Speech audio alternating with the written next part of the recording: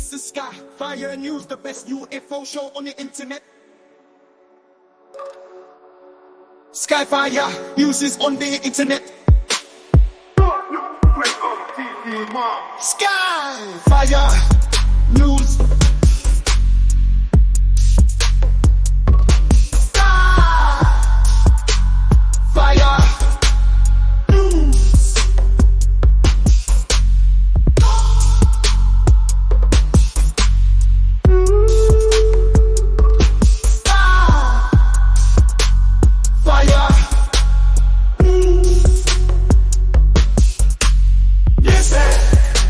Skyfire News. UFO show on the internet. Skyfire News is on the internet. Come look for it on TV, mom. Skyfire News.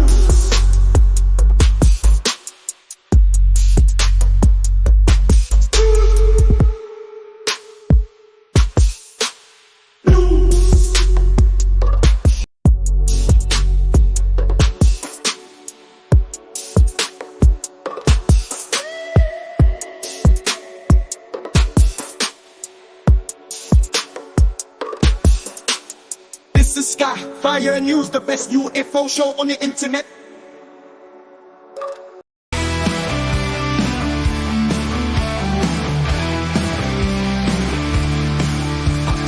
Facts, now my shingles are flaring. It burns when I breathe, but there is no comparing to the shame it must feel like to simply be daring. Read, oh Lord, why did you make Darren Reed? Darren used his ex-wife to execute a plan to remove the children from a woman who dared to take a stand. Something she believed in. Let me tell you something I believe in. Oh Lord, there is no comparing to the embarrassment of just being Darren, not just being Darren. He's doing his best. He's knocking on the right doors. He's getting the guests and saying all the right words, all the right words. Oh Lord, Matt Ford. In 2022, Matt was not around. Ufology. What did he do to get so far with the loop? Parasitology. Oh Lord, Matt Ford. You claim Green Street attacked Tim's fam. Well, damn. So will you tell them the truth or bend them the truth? We got the posts and we're gonna show them. Why didn't you show them that? Matt, did your evidence? Why is that? What did you do that for? What's up, Matt? Who the hell is Matt Ford? He's doing his best. He's knocking on the right doors. He's getting the guests and saying all the right words. Who they write for? Oh Lord, Matt Ford.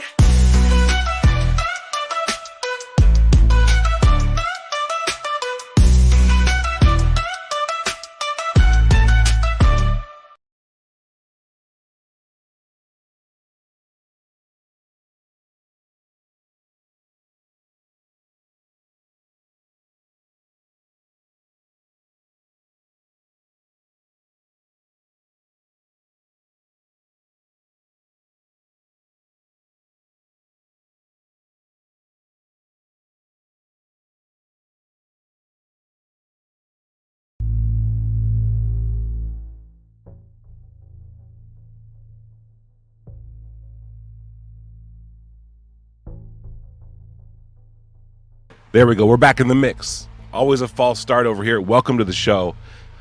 This is crazy. This is, I guess, one of the crazier shows that's ever happened because we've never really been on doing this while an insane event took place. And Saturday, that's exactly what happened.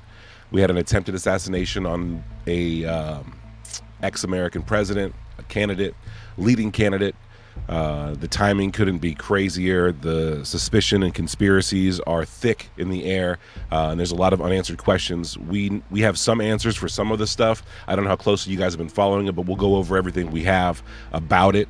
It's a lot. It's a lot. There's a lot to go over, and I'm just excited to do it with y'all, because I'm sure that you guys are excited to hear me, Red, and we also have Arthur Preston here to give us his rundown on this thing too.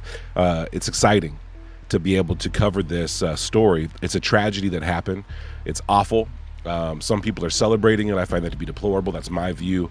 But it's a divisive situation. And I guess without further ado, we're going to kind of dive into this. Red's going to be joining us. As you know, he gets debriefed by the CIA pretty much every time we start, so that's totally fine. But, I mean, we got clips on clips on clips to play. Let me say what's up to the chat real quick. Sorry to keep you guys waiting again, by the way. Sorry about that. Thorny Rocket, I love this. He says, y'all don't talk politics, and I'm so eager for your take and spin on everything that's going down right now. Very excited. We're excited too. Because, again, I mean, insane topic. I'm excited. I know it's a tragedy, but at the same time, worst case scenario did not take place. It just didn't. Trump is alive. Sadly, we did lose a firefighter and a father and a husband, and we pray for his family. That's an awful, awful thing that happened. Want to say what's up to, we got Psychotronic in here, Michael Silva. We got Rob the Great. Hell yes, Alana. Of course, Arthur. Arthur's backstage right now too, or he was. Okay, that's all good. We'll figure this out. I see Zelda in the mix. Hell yes. Coin Exchange. Spark Zap Zach. Yes. Good to see you guys. It's been a while. It's been a while since I've been on camera. I know that. But we're getting everything squared away. It's cooling down over here. As you can see, I'm beachfront right now. I'm just beach fronting it right now. But it's Summer Tupa. It's Summer Tupa. That's what's going to happen. Take a look at this graphic I put together. I think we'll dive into it in a second. But still, at the same time, like, intense.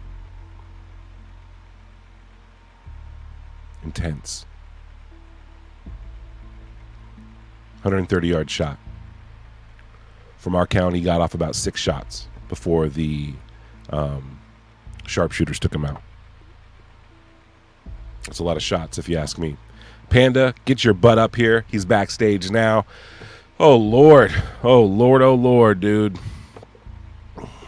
What a weekend, Panda. What a weekend. What a... Gotta be my other thing because I'm on my ghetto rig right now. But I'll be back on camera soon, too, y'all. I got my I got my new cords that I ordered in the mail for our camera. Yeah, and then we got Art coming in here soon, who's been like looking at a lot of this stuff. Yeah, you know, we're gonna touch on some UFO stuff too. I think especially with the JD Vans, but this was such like a historic moment. I feel like we got to cover it. And honestly, I feel like the kind of show we prepared today is what I would want to watch, right? Like if I was kind of tuned out, zoned out on things, you know what I mean? Absolutely. Quick recap of, especially with like the Conspiro Bro stuff, and yeah. Dude, but how are you? You've been activated. It's on my to-do list. I'm gonna do right now. Is just I want to have a slide of just all your tweets, bro. You're activated, bro. How are you doing?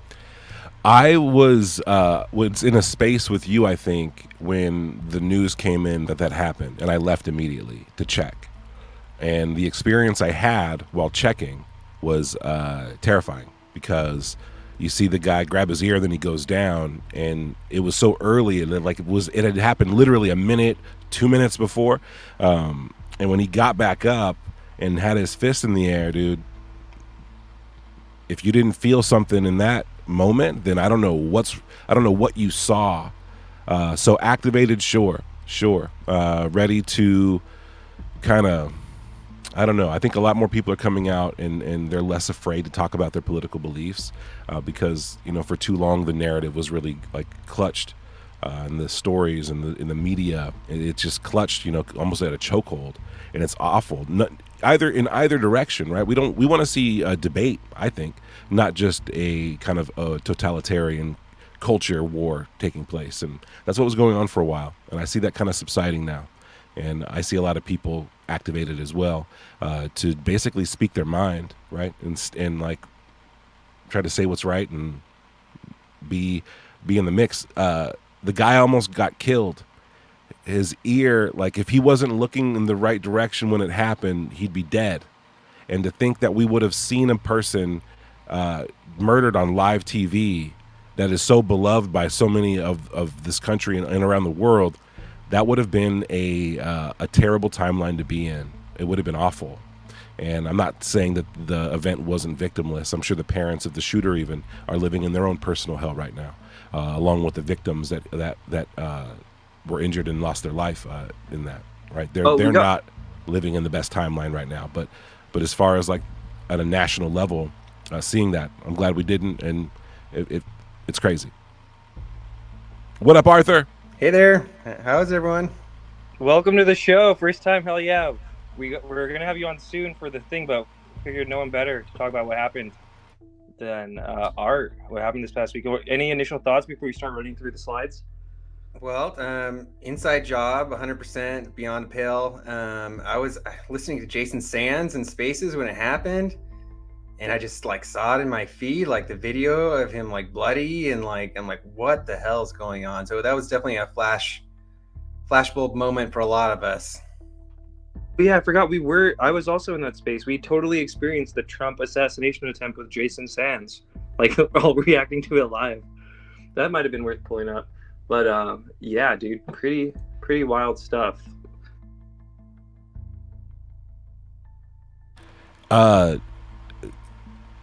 It's weird too because there was this build up in anticipation for it. I'm in Portland, Oregon. It's a very hyper political area, right?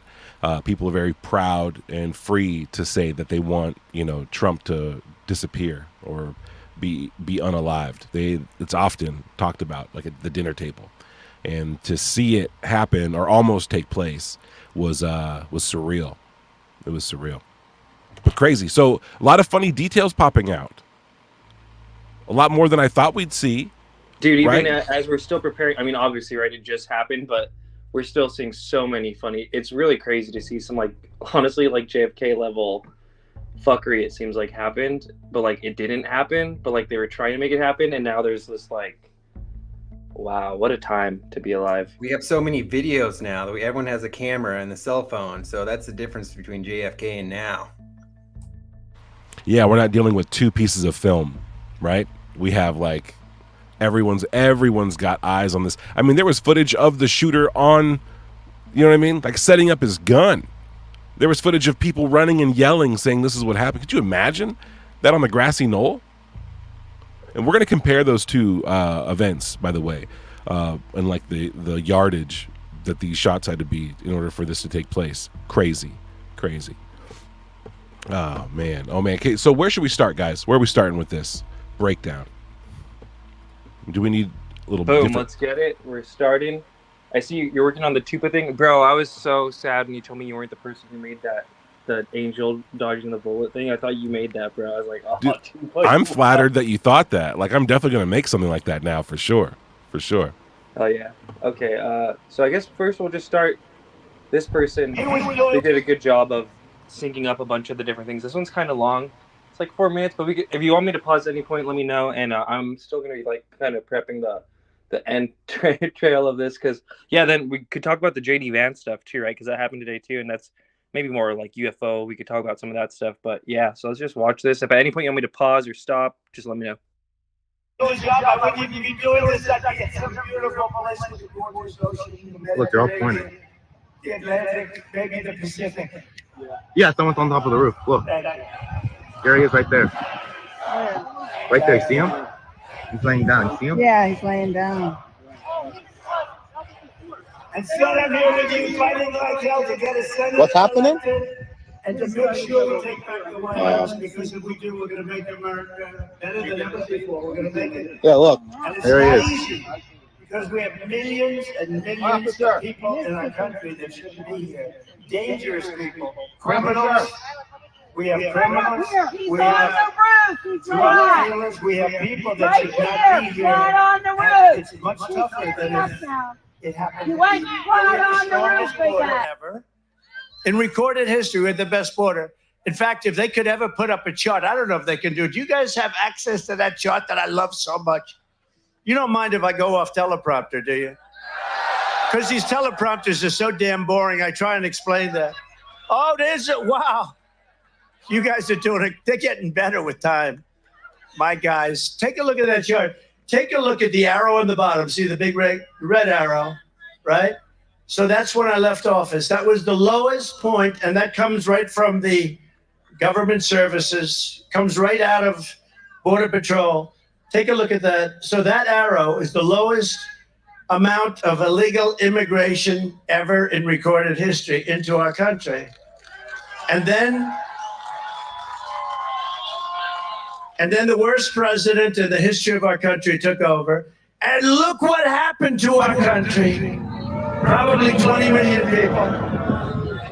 And you know, that's a little bit old, that chart. That chart's a couple of months old. And if you want to really see something that says,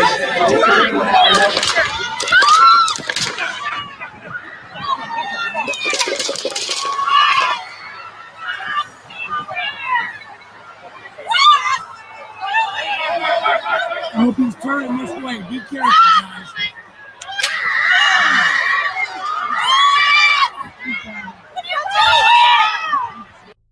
And that's sad, right? Those screeches we hear are the wife of the firefighter, right?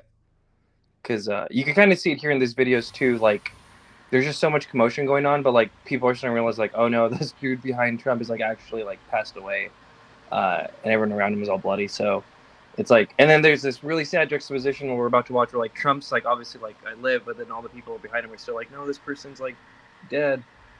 Yeah, pretty wild. We got breaking news. Coming in. Shots fired. Seems to be shots fired at the Trump rally.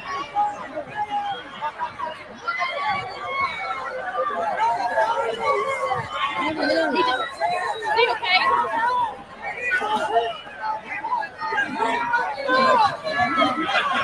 We need to go live right now.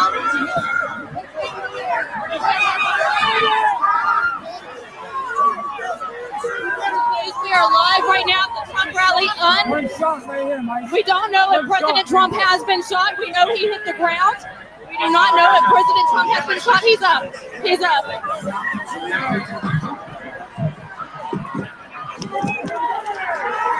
Shots are still continuing to be fired. He's giving a thumbs up, everybody. He's giving a thumbs up.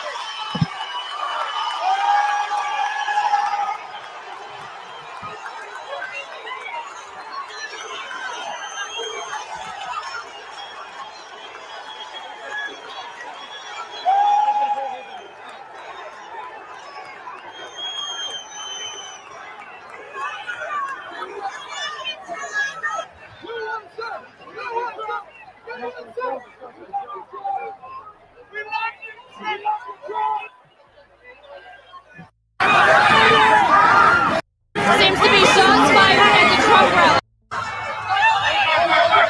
I hope he's turning. it's a couple of months old. And Sorry, you trying to get want the shot. to really see something that says,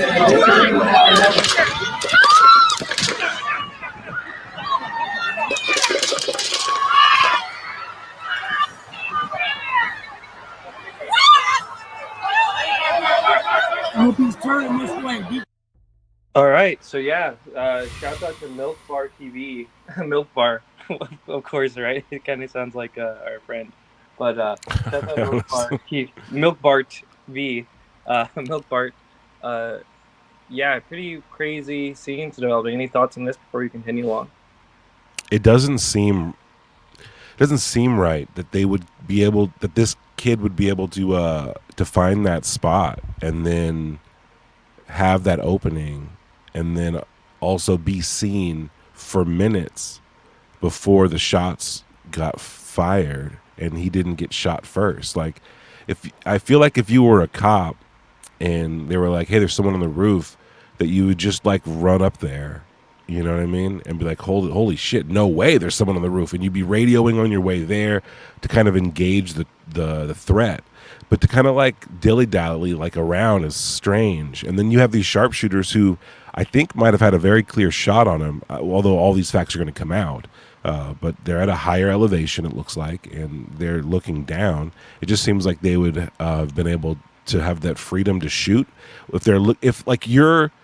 I think like it's like the number one thing you're looking for is a guy prone with a rifle. Like if you have clearance to shoot without prejudice immediately, it's when you see a guy prone with a rifle. And they waited so long, and he had that opening, and he's such a rando kid. It just seems so strange, man. It's not adding up. Definitely not. And even if they didn't shoot him, they could have called it in on the radio on those two snipers up there. I mean. Yeah, and I want to get into that in a little bit too once we kind of get to that point. But because we still don't even know exactly which sniper shot him or how that all went down. But first, I guess we could do this. This was pretty wild, right? Like the initial reactions from the media was also very sketch. We were kind of debating in 4K, dude. But this is wild, bro. This is crazy. It is. After Trump escorted away after loud noises. Want to just read them all too quick if you can? Secret Service rushes Trump off stage after popping noises heard at his Pennsylvania rally. Trump removed from stage by Secret Service after loud noises startle former president's crowd. What? That's crazy. This one's the worst. Secret Service rushes Trump off stage after he falls at rally. And that's by CNN. And if that doesn't were they just literally waiting for him to do a Biden? So they can just be like, oh, see, he falls too, man. It's like, dude, there's fucking people hurt. I think so, man. Do you think that this unified response indicates something more nefarious? It's coordination. Yeah, that's what I'm coordination. Like with the arrow thing, right? It's like they all got their script already, bro. Right? Do you think they were, I hate to, I'm just speculating and kind of being an ass, but it's almost as if they were ready for a different headline or something, you know? Well, I doubt the media had heads up. I mean, that you would want to keep any operation like that pretty well tight. So I doubt the media had a heads up, but they just get these emails from these powerful people that give them talking points, you know? That's true. That's true. Well, they're definitely coordinating. They were coordinating right away to minimize the event. Whether they knew he looked badass getting up and pumping his fist, whether they knew that this was going to be kind of like a crazy rallying call for his candidacy, I don't know. But they did not want to say that he was almost assassinated, and that's strange too. Good point. Right, why not just say it? Everyone can see from the videos that we all watch the media that something sketch happened. The fact that all these news media outlets got this far with these headlines, pretty crazy. Dude, absolutely. One moment.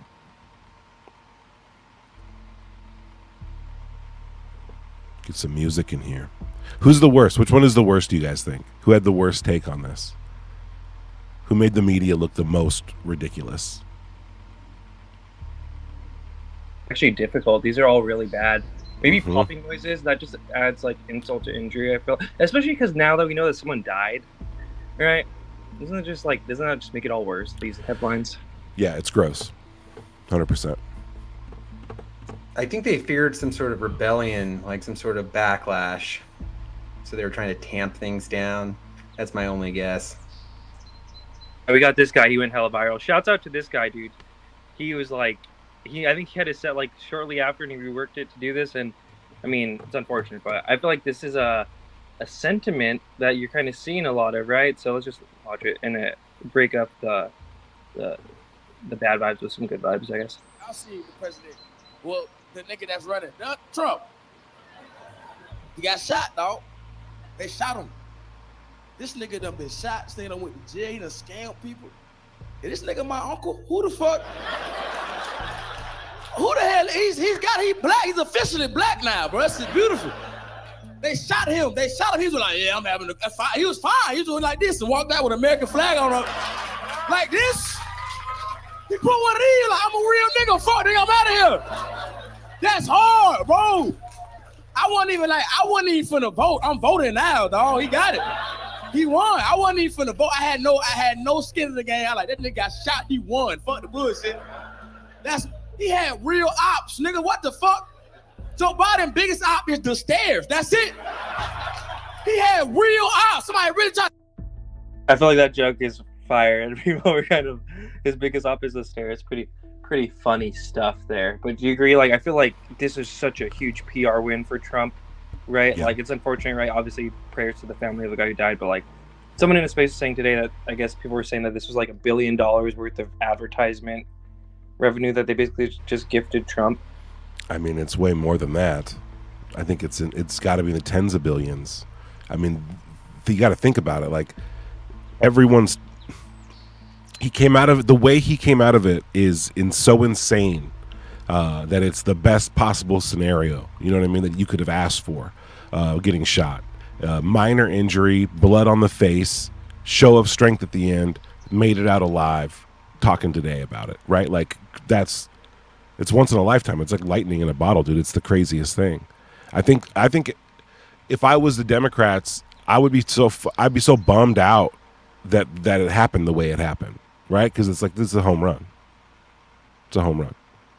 Oh yeah, and especially with Biden being like particularly senile right now, it's pretty wild. Okay, let's continue along here. What do we got next?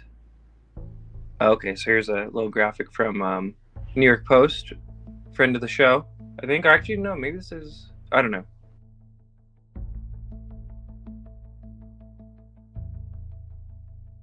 Again, looking at this picture, right? It's not like there's a bunch of maybe if they were to do a different angle, but like, right? It's like so obvious, like what buildings you need to be looking out for, right?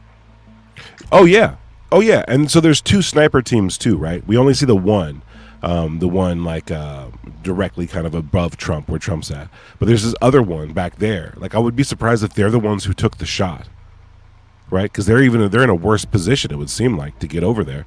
And then, have you heard about this water tower theory? People are saying that shots came from the water tower, which is behind the shooter. You can see the legs of it back there. No, I haven't, but it would be an ideal shooting position. Right. And like getting up there, I mean, okay. So the distance, have we talked about how long the shooter had to walk to that position with a rifle? All right, from his van? Oh yeah, that's the other thing. I didn't even put that in here. All the explosives found in his van. Here, let's watch this clip real quick and then we'll continue. There he is, right there. Right there, see him? So we saw this already, but watch it again. Laying down, see him? Yes, like officer, people in our country that shouldn't be here.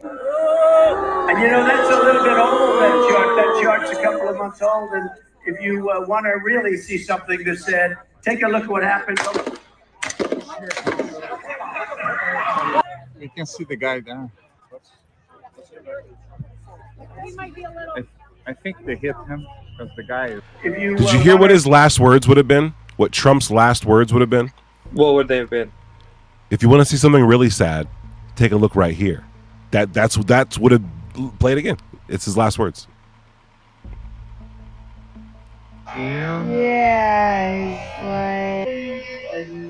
Officer, people in our country that shouldn't be here. And you know, that's a little bit old, that chart. That chart's a couple of months old, and if you want to really see something that said, take a look at what happened. Bro, I didn't even notice that either. That's some weird Illuminati shit, if I'm being real. Could you back it up to the view of the shooter at the roof?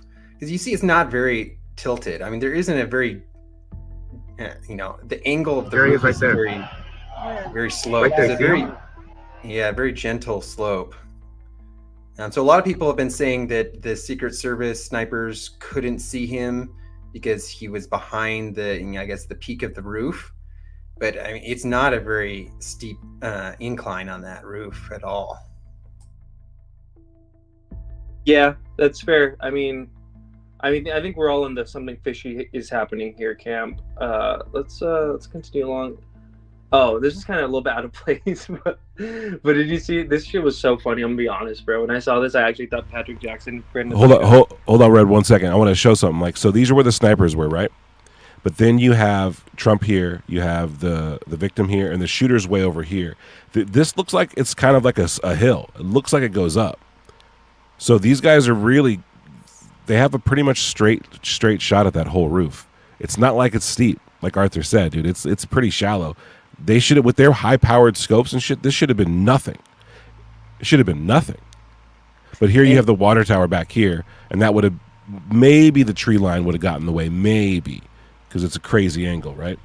And I guess the argument is he kind of slowly crawled up and then got over the ridge to get a shot at Trump. But Trump is so much lower than the snipers, and it, you know, the snipers would have seen the shooter far before the time that the shooter had a shot at Trump, because he's much lower down. And he was spotted. He was spotted. So they were all over. Everyone's over here saying, "Hey, there's a gunman up there." These guys had to have gotten the signal or a call. They're already looking this direction. Now, if this guy's really tucked away, if he's really hidden, right? If he's back there, you can't see him. They might have needed to see the muzzle flash of the shot before they could really target him. So that could be a thing, right? If he was really, really down. But you got all these guys pointing that there's a shooter up there, and this guy's got a high-powered rifle with a scope on it. Seems like you'd be able to scan this roof pretty quickly and say that's a barrel. And they have binoculars too. That before they got onto their scopes, they were standing with binoculars. So I think they went from standing to binoculars, they identified a threat, and then they got onto their guns with the scopes. Damn. And we still don't know if it's like, you know, sniper team A or B that took the shot, or if there's other people around that were, you know what I mean? We have no idea. So right, that's, I still don't know who took the fatal shot on Homeboy. Right? I think we do know that it was not the sniper team that was videoed, because if you watch that video carefully, you can see the guy flinching back and the other guy taking cover. I don't think they got shot off. Did I hear right that someone in this bleacher here got shot too? So it went like this. There was like 5 shots or whatever, right? And so one nicked this dude's ear. I heard someone got shot back here, and this is where the dude actually died. Now, I can't wait till they come out with something, because, I mean, there are witnesses saying that the water tower had people on it and that there was shots from there. So, you know, we'll have to figure this out. I wish we had an aerial view of this exact setup, but I'm sure that'll come out in the coming days. I don't know. Seems super fishy, man. Someone asked Psychotronic XS, what program are you using, Tupa?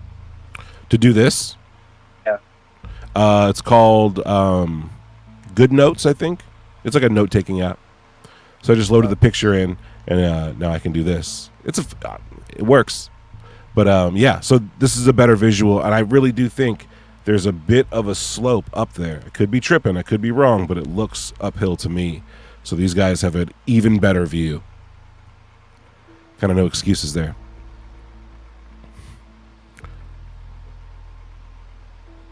There he is right there. So this is pretty interesting. Might as well just watch it, right? This iconic photo, right? This is insane. This is like literally, Trump literally has his own Iwo Jima now, combined with his own like JFK assassination attempt. Like this, bro, this is wild. This is insane. But so this isn't the actual person who took the photo, but this person who we're about to watch is right next to him. So it's like, dude, it's this day and age. Imagine, it's just crazy what we get to see.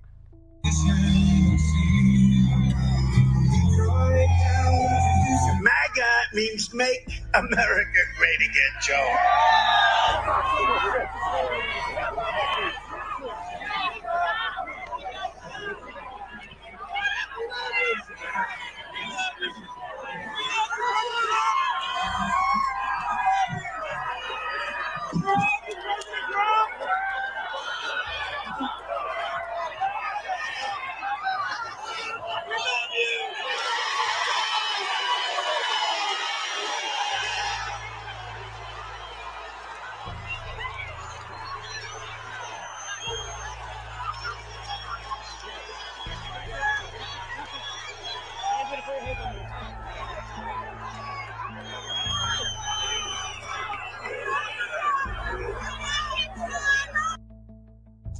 And that's powerful, man. That shows a leader. That shows under fire how someone responds.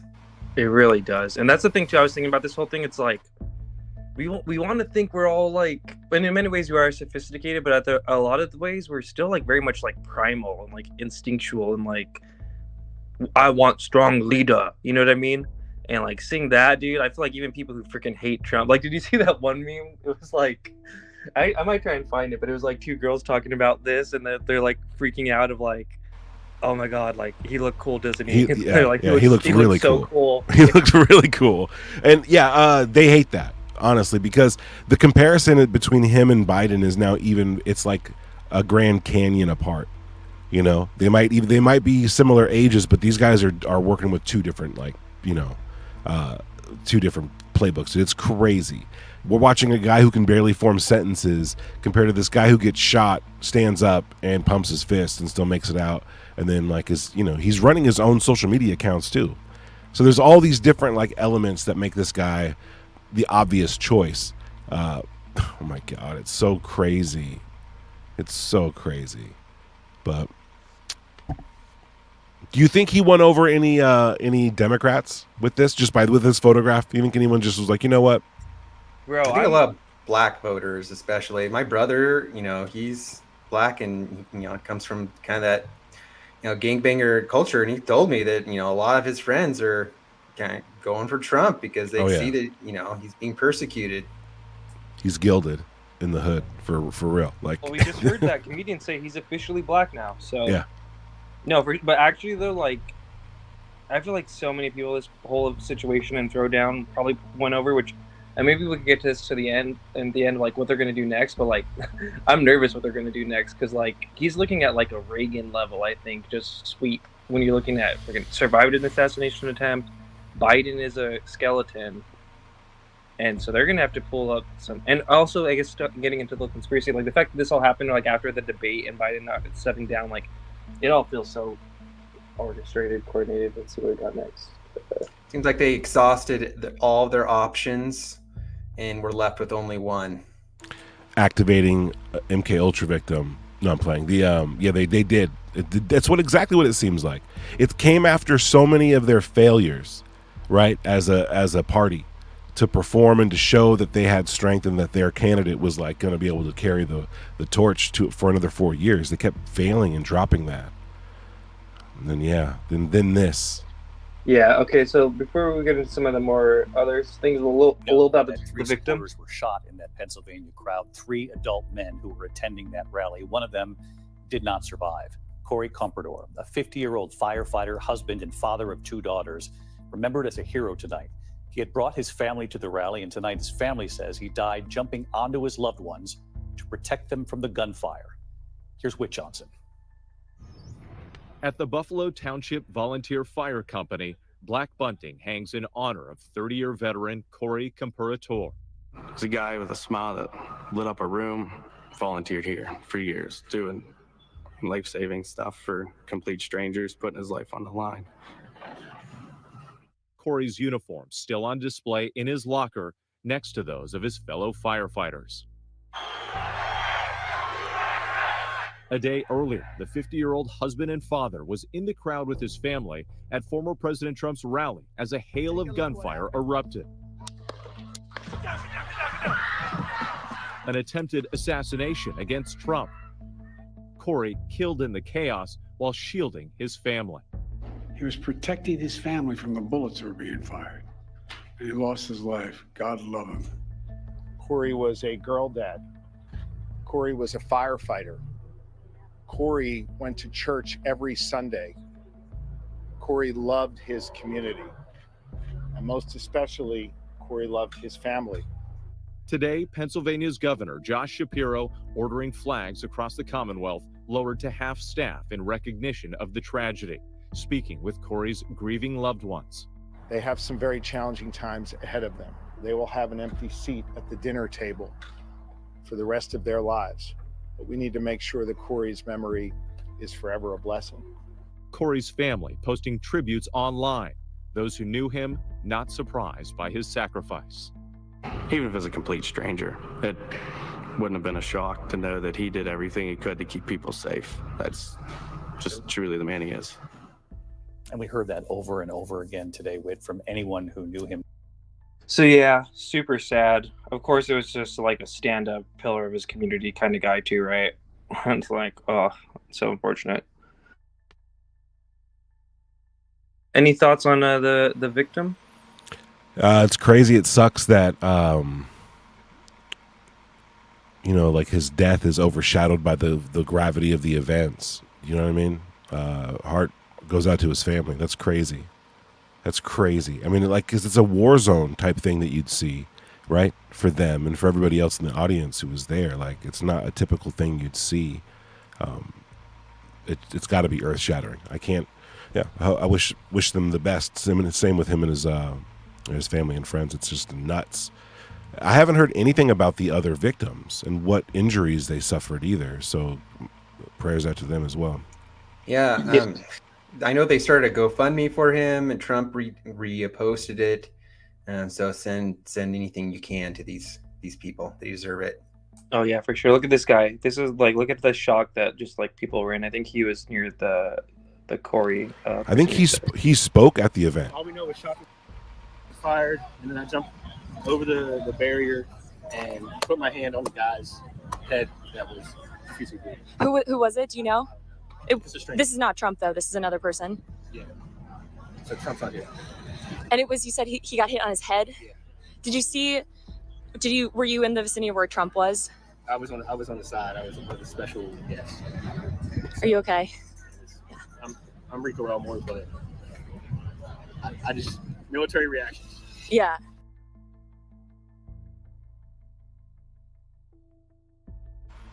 Pretty wild.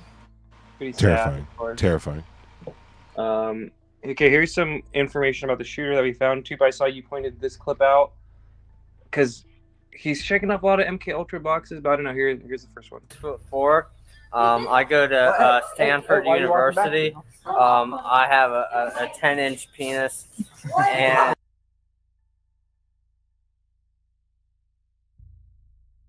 right off the bat, not trying to be a dick, but he kind of looks like very much typical school shooter, right? He looks like he has he has kind of frail, right? He has this frailty to him. It kind of makes you wonder how these guys can be so violent or how they carry their weapons at all. But here I've seen videos where he's supposedly getting bullied, but it seems like they're like he seems jovial about and that from what I've seen, it's so harmless, right? Bunny ears behind the guy, and then I seen a video where someone was pulling on his pants while he was laughing, going like, "Don't pull on my pants." Yeah, I think that's a CIA psyop. They're putting out that he was a bullied victim. Really? In high school. I don't believe that one guy who talked about how he was bullied. I think that guy's making it up, or might be a. Yeah, we got him coming up next. Let's watch the clip too, but just reference, and then we'll go to the bullied guy. Let's see. Guys, my leggies. Guys, my leggies. You're pulling my leg. Like he doesn't. I don't know. It seems like again, like that's softball stuff. If he's bullied every single day, there should be a lot, right? The teacher should be like, "Yes, is a problem." This is the guy who Arthur thinks is it's not up yet. This is the guy who Arthur thinks is like a straight up psyop. But let's watch his thing. Just every day. In what way? Can you explain? He was bullied almost every day. In what way? Can you explain?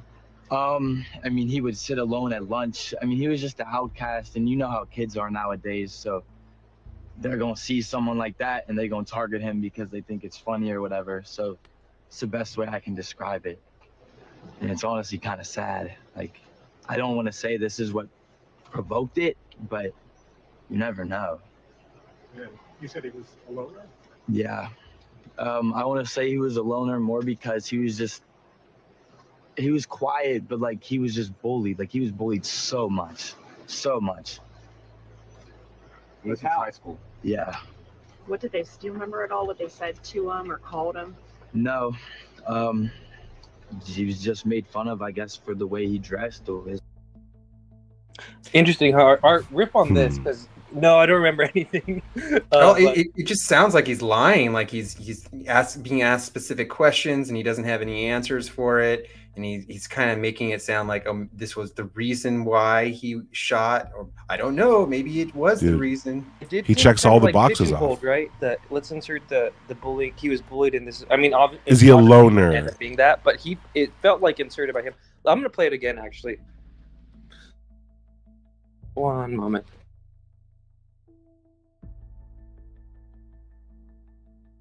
He was bullied almost every day. In what way? Can you explain? I mean, he would sit alone at lunch. I mean, he was just an outcast, and you know how kids are nowadays, so they're gonna see someone like that and they're gonna target him because they think it's funny or whatever. So it's the best way I can describe it.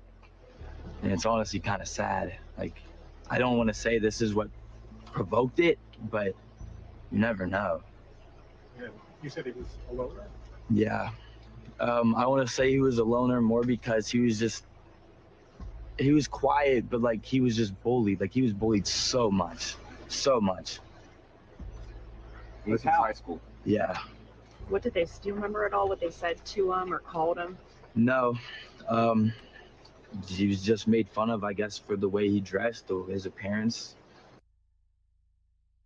Okay, so yeah, someone else in the chat was saying he sounds like the bully, which honestly I was kind of thinking that too. Like For sure. maybe.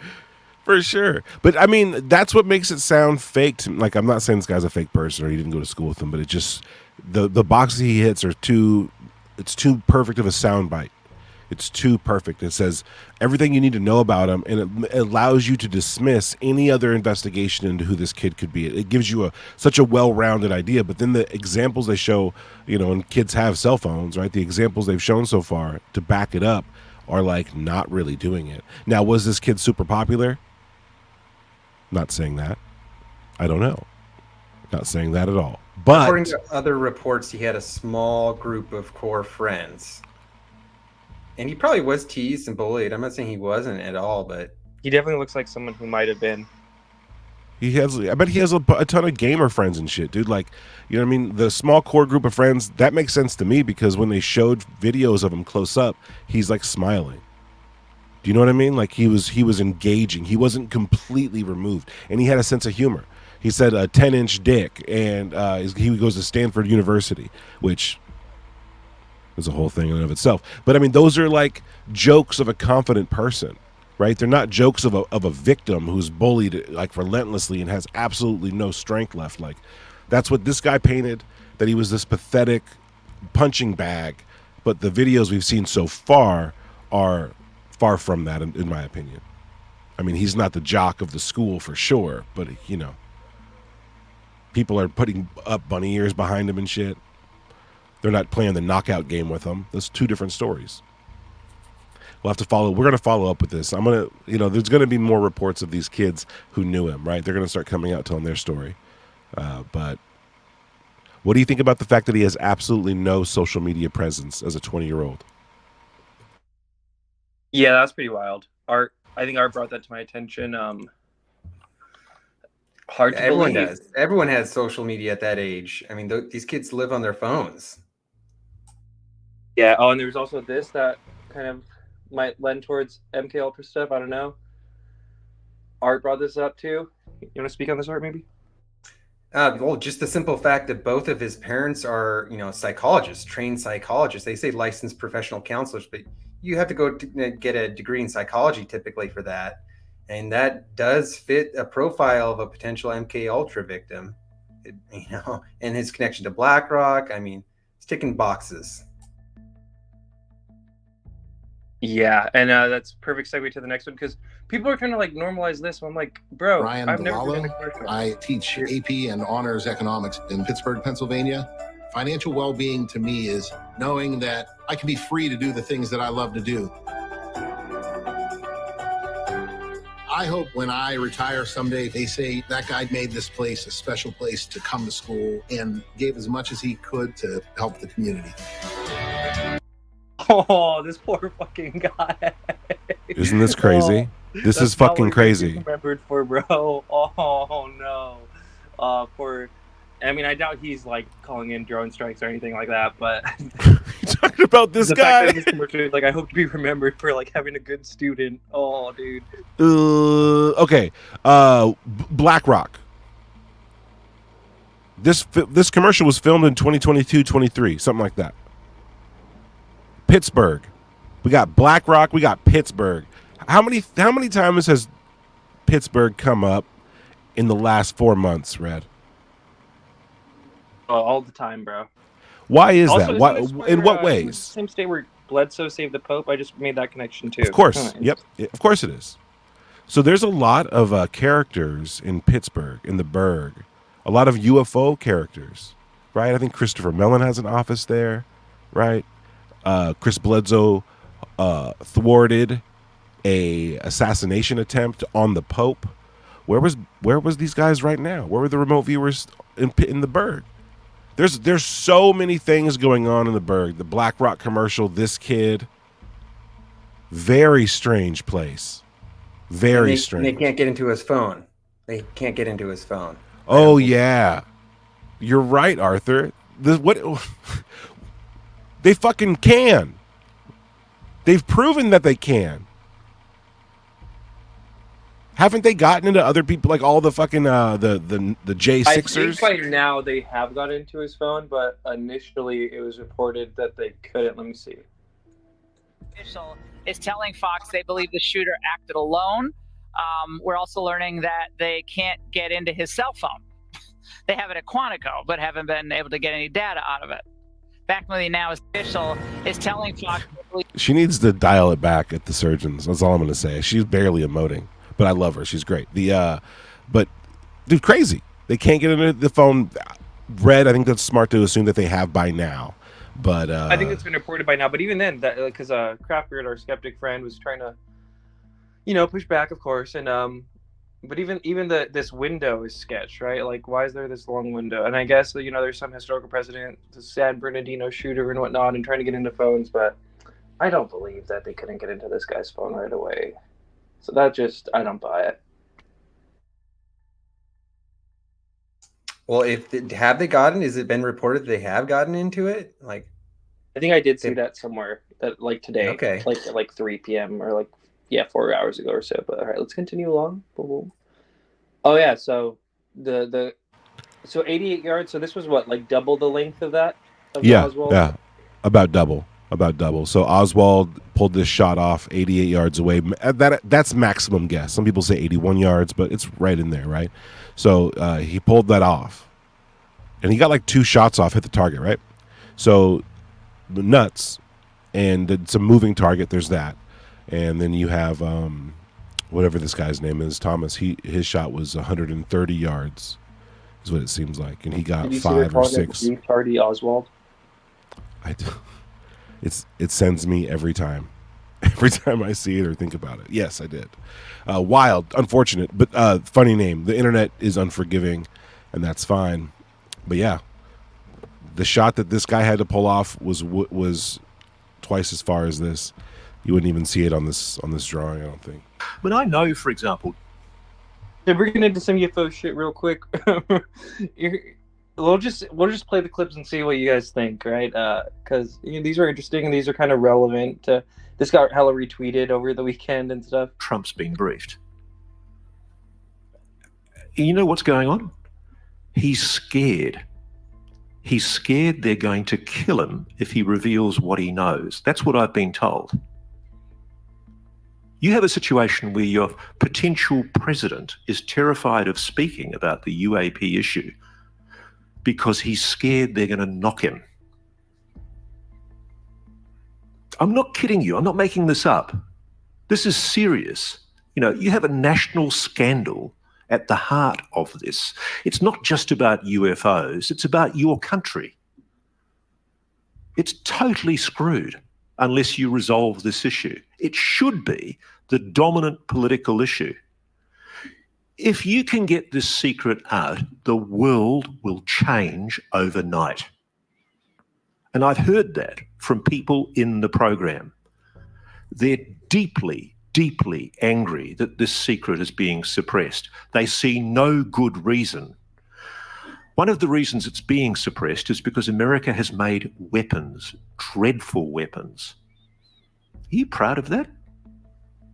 Is that really what we want to do from technology that we've obtained by using offensive weaponry against a fairly benevolent, non-human intelligence? All right, we can kind of stop it there. But Art, what are your thoughts on that? I don't think we've talked about this clip in specifically. Maybe we should play the next clip first, actually. It's the classic Napolitano one. Let's play that one first, and we'll discuss if we think this is kind of related or not. But this is like my favorite clip of all time, low-key. All right, here we go. In my last conversation with President Trump in the White House, he called me a lot. And this is after January 6th, so it's 2 weeks before, or a week before he's leaving office. He wanted to run past me the names of people he was going to pardon and sentences he was going to commute. He wanted my opinion on them. Some of them I knew. I said, "How you doing?" He said, "Not too well," and he went off into a tangent about what he thought happened with the election. I said, "You made a promise to the public many times and to me privately that you haven't kept." What? I'll take care of it right now. I said, "You promised you would release the records of the JFK assassination." He said to me, "Judge, if they showed you what they showed me, you wouldn't have released it either." And I said, "Who's they and what did they show you?" And then he said, "Judge, someday when we're on the phone," and then he raised his voice, "and there aren't 15 people listening to the phone call," back to a normal voice, "I'll tell you." Oh my God. I mean, this makes it sound even worse. Who are they? Probably somebody in the intelligence community. What did they show him? JFK's brains blown out? Did you hear Trump's take on the JFK assassination, why he didn't release the files?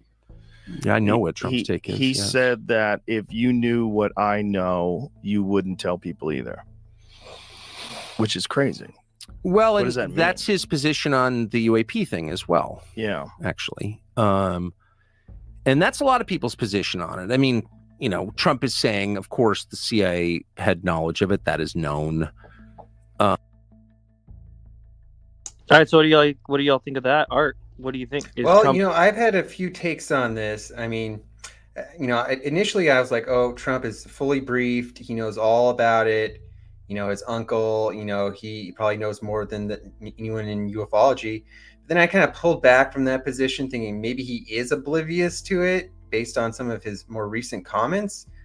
But if you listen to his more recent comments, it seemed like it was a well, scripted response. Like I almost guarantee he sat down with his campaign people and came up with an answer to provide if he was asked about UFOs. And he kind of plays both parts. He says how credible the people were that told him about UFOs, built him up, said they saw something, I believe them. But then he kind of hedges and says he's not a quote unquote believer. So that, protects him from getting attacked, called a kook or called a nut by his critics. So I think it was a carefully crafted response. And I do think he's been fully briefed. Apparently Ron Pandolfi briefed him early on in his administration and others. So I think that he is. I didn't realize Ron Pandolfi was one of the people they say briefed him. That's interesting as hell. That's according to Grant Cameron. That's very interesting because, the Disclosure Bros, he's almost as bad as Greer to a lot of them. What's his deal? I don't know. We got to get him on the show. I think he's a Republican, so they hate him. Story checks out. What about this claim that Trump is knowledgeable of threats to his life regarding the UFO stuff, and also, I hear a lot of people I don't know, it's not really sourced well, but a lot of people say that there's some UFO stuff and JFK stuff in the Mar-a-Lago raid. So I don't know. Any thoughts there? I think he was afraid for his life. I think he was told by some senior people that you shouldn't go down that road or you'll end up like JFK. I think that's been the standard line since JFK happened to any president that wants to go there. Yeah, I think so too. What about you, Tupa?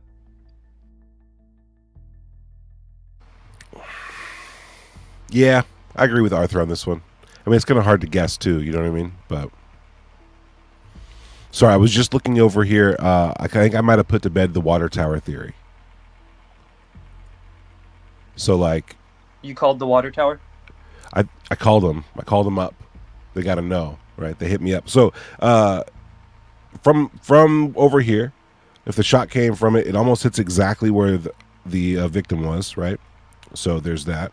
But then if the shooter was coming from the water tower, it would have never crossed over here, ever. So for me, I say, and it might have even hit that. So I say all the shots must have came from the roof. I don't know if there's a shooter in the water tower. It couldn't have hit the guy, if that's the case.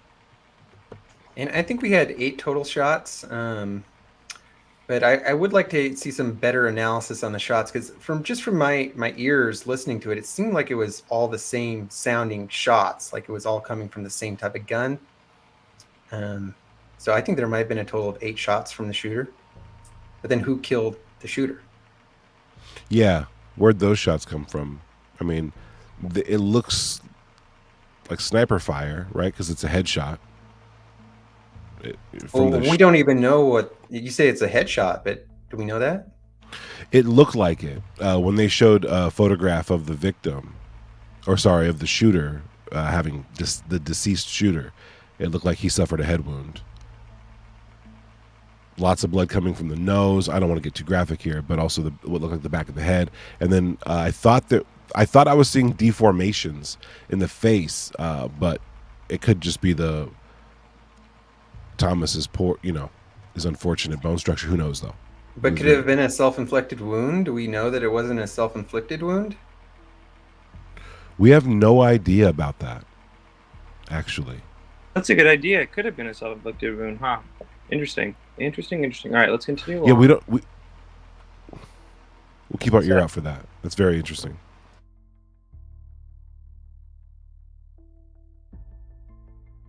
Here's another video of the kind of the scene before we're going to dive into some of these other witnesses who were saying like there was some anomalous stuff ahead of time.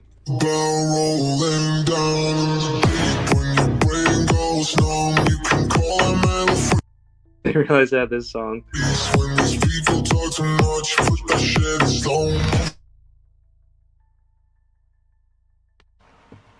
Good call. There we go. Oh, I didn't realize you could do that. That's cool. There's the water tower, Tupa. Yep, there's the water tower. So it looks like, right, like you can see the target, which you can. But the question is, could you catch the victim in the crossfire from that angle? And I don't think you could. And remember, I think he's on the upside of this ridge right here. That's he's right. Not like right That's here. right. Interesting. All right, that's good. I mean, do you think that do you think he improvised that? Do you think he just showed up with a rifle and just tried to pick a spot? See, that's the thing, right? He's also like insanely lucky to not even get caught. Like to get that far is like insane on its own. Yep. It's suspicious. It's very strange. Because was he walking around before? Did he scope the area out? Like what happened? How did he know that spot was there? How did he know? Or how did he get a ladder? I mean, how did he get in there, up there? There were pictures of ladders. We're not quite sure if that ladder was there before or after, but we do have a report that the cop climbed a ladder, right, and confronted the shooter and then retreated. I heard that. I didn't know if it was confirmed or not. So an officer reportedly climbed the ladder to confront the shooter. I heard that the shooter aimed a gun at him, so the officer retreated. And then that's that, huh? Yeah, that came from a mainstream media source, but I think there was somebody conflicting that saying that wasn't true. But we'll find out as things get clearer. Yeah, and also to anyone in the audience too, I think at the end of this we'll just throw out the link for a little bit if anyone wants to get their thoughts on it. It's kind of a historic event. Oh yeah, for sure. Here's some of the community members, but we're going to go through some now. Now we got 3. At first it was like 1. Now it's like every few hours there's a new video of a witness saying something happened beforehand. But we're going to run through about, I think we got 3 of them queued up here. But let's listen. No, is the audio not? Oh, there we go. It should work now. Just take me back. What were you doing before the shooting happened, and then what did you see and hear? I was just hanging, standing there like everybody else, waiting for Trump. And as Trump started, I noticed 2 officers that were looking for something or somebody. I was looking around myself and seeing a guy on top of one of the buildings go in between one building to the next, and went and told the officer that he was up there. And when I went back to my spot, I heard that people could still see the person from where they were standing. So I checked that out, and I went back to tell the officer that if he came over there, he could see them. And when I turned my back is when the shots started, and then it took me a second or two to figure out exactly what it was. And then it was just getting out of there and helping some other person out with her child, and we got out, and that was the end of that. And I went and left, and that was all. Interesting. Well, He went to the cops were twice. looking for someone. He went to the cops twice. Very weird, bro. Tuba, you're muted. I don't know if you know. I didn't, but I was just about to talk too, so thank you. It said, Eric, good to see you, man. You said you don't typically need a ladder to get on an industrial building. While that may be true, I have friends that are that exact build as Mr. Matthew or Thomas Matthews or whatever, and they cannot climb a fence. Like they're not lifting up their body weight, especially with the rifle in hand. So I don't think it'd be that easy for this guy to get on the roof without a ladder. And there was a ladder spotted from the helicopter shot. So it's like, I think that there was a ladder there. It might have either been placed there before or something. But he got up there with a rifle. He wasn't, you know, what do they call it? Parkouring up that wall. There's no way. Not that guy. Not that guy. You are not that guy. Well, he might have even got a boost. You know what I mean? Someone might have boosted him up. Like, he doesn't look like he's carrying that rifle and shit. It's fucking strange. Okay, so yeah, that's a long time. This guy sees the shooter, gets the cops involved. This guy has the worst hat. I saw a lot of people wearing them in the footage. Yeah, all right. And, yeah, okay. You weren't inside the event, but you were just outside. Tell us what you saw. So we had a party here all day. You can see behind us at the Brinkles Farm and Greenhouse here. We had a party. And we all decided, hey, you know, when we hear Trump up there, we're going to walk up through the field, stand by the trees up there under the shade, and watch and listen to the rally, right? We couldn't see him, but we could hear him. So we walked up, and probably 5 to 7 minutes of Trump speaking. I'm estimating here. I have no idea, you know. But we noticed a guy crawling, bear crawling up the roof of the building beside us, 50 feet away from us. So we're standing there, and, you know, we're pointing at the guy crawling up the roof. And he had a gun, right? He had a rifle. We could clearly see him with a rifle. Absolutely. We're pointing at him. The police are down there running around on the ground. We're like, hey, man, there's a guy on the roof with a rifle. And the police were like, huh, what? You know, like they didn't know what was going on. You know, we're like, hey, right here on the roof. We can see him from right here. We see him. You know, he's crawling.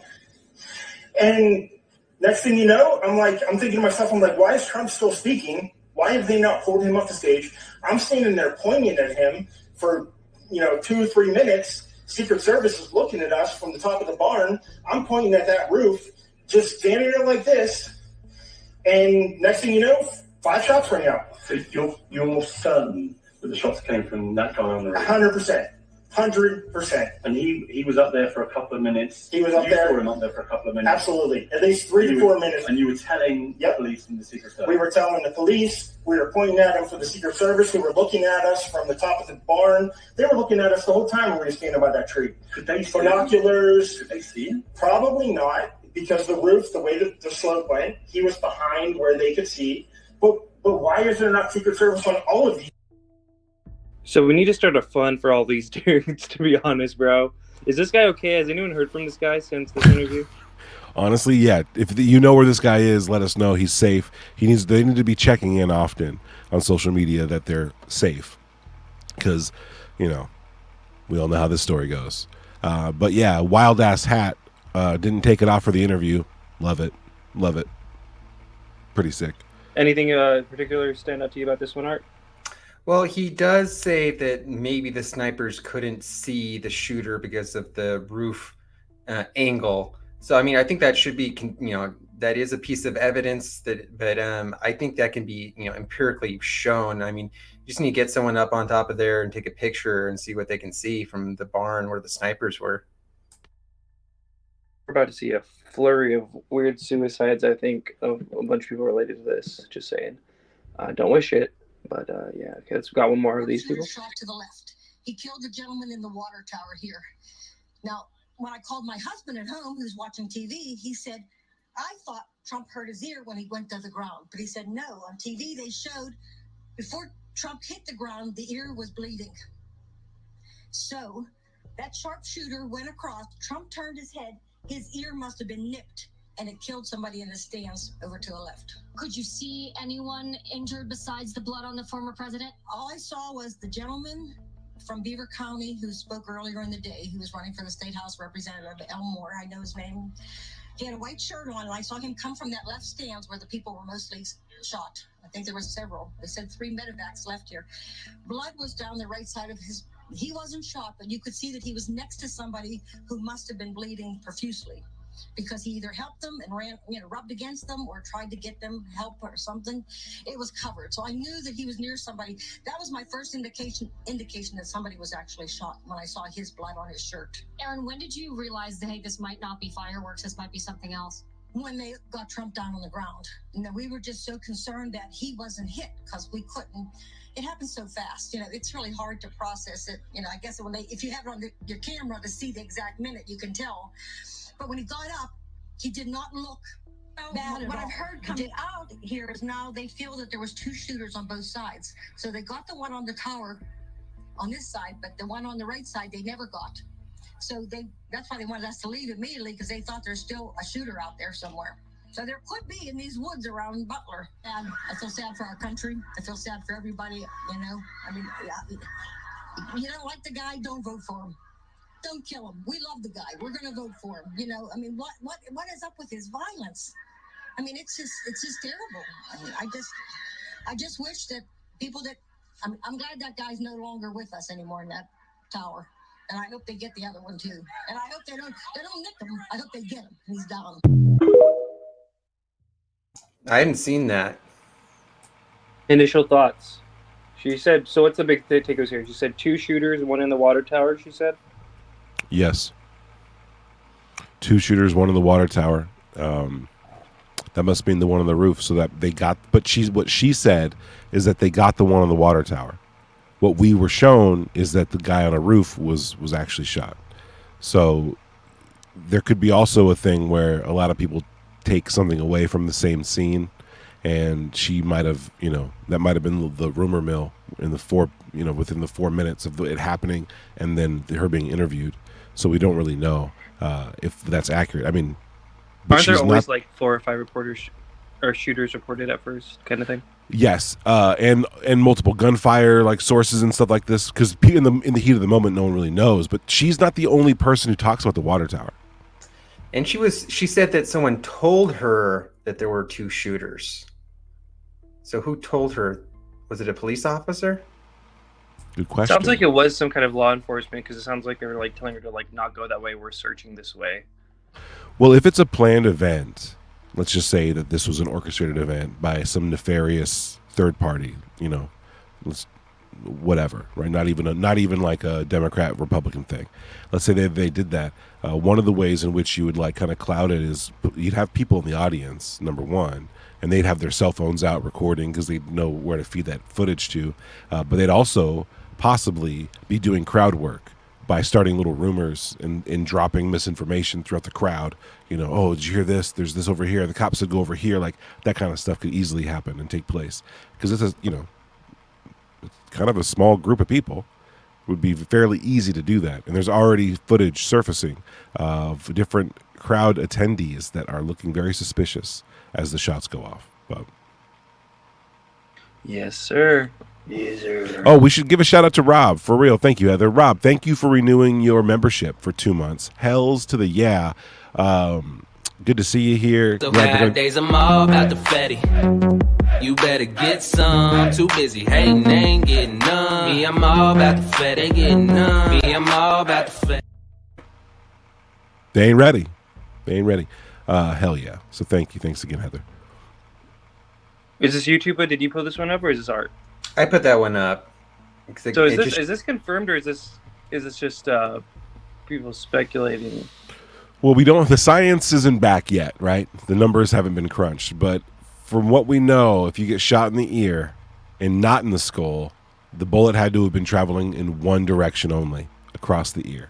Because if it was far off, you'd either hit the eye or you'd hit the back of the skull.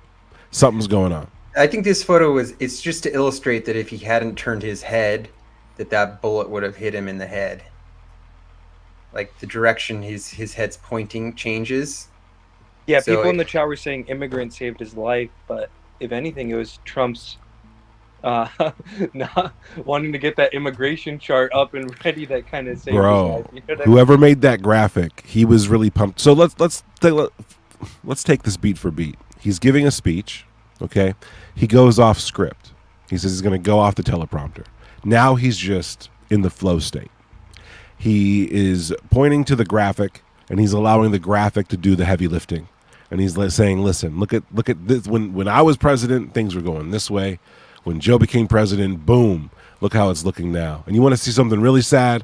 Take a look at, boom, shot. He's now just fully looking at the graphic. And he's tilted his head so much because he wants to see it too. Right? And we see where not the teleprompter, but where the jumbo screen is, right? Where the Jumbotron is. The Jumbotron is right here. So, like, Trump's here, and he's looking. He's here, and he's looking here. That's why his head is turned so far, because he's looking right there, dude. And when he does, these freaking bullets come in, and it hits his ear. That's nuts. That's nuts. That was a headshot. So this 20-year-old, that's another thing we really have to consider, is that this was a perfect shot, right? Right? That's a headshot. If he hadn't have turned his head. Hold on, bro. What's this about? Have you looked into if it was the teleprompter shot? I have looked into this, and it's totally not true. Both of the teleprompters are fully intact. People are trying to say Trump wasn't actually shot, that he only got some glass hit on him. They can't take it. They can't take that he got shot in the ear. And Allah saved him from fucking certain death, dude. This shit's crazy. This is fucking nuts. So yeah, look, dude, like this, in my opinion, it's just a crazy thing because it proves that a bullet grazed his ear. There's even a photograph of it. It was a headshot. This 20-year-old kid, under stress, people yelling. Okay, so we now know that people have spotted him. His cover's completely blown. His cover's blown. He's 20 years old. He could barely hold his gun, right? According to this classmate, he's a bully victim. So all of a sudden, under stress, he's a perfect soldier. He gets 5 shots off. Also, wasn't he like kicked out of his school shooting thing for being not good? I couldn't tell if that was true or not. But... You're talking about a marksman thing. I don't think you should work on your phrasing of that. I don't think that's what the name of the club was. Yeah. Okay. but yes, like so. I haven't confirmed the school activity thing. I haven't confirmed if he's really was said to be a good marksman or not. We know that his dad, had 20 guns legally. That sounds like a hunter to me, right?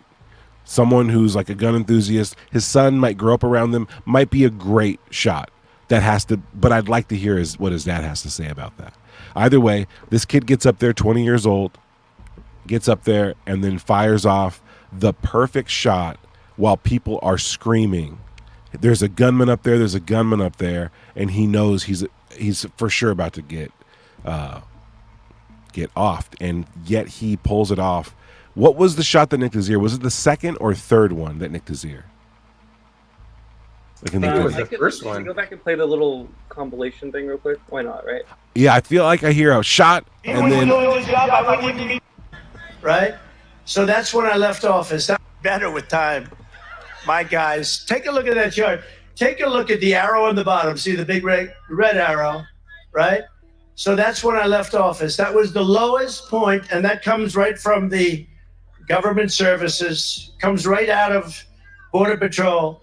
Take a look at that. So that arrow is the lowest amount of illegal immigration ever in recorded history into our country. And then the worst president in the history of our country took over. And look what happened to our country. Probably 20 million people. And you know, that's a little bit old, that chart. That chart's a couple of months old. And if you want to really see something that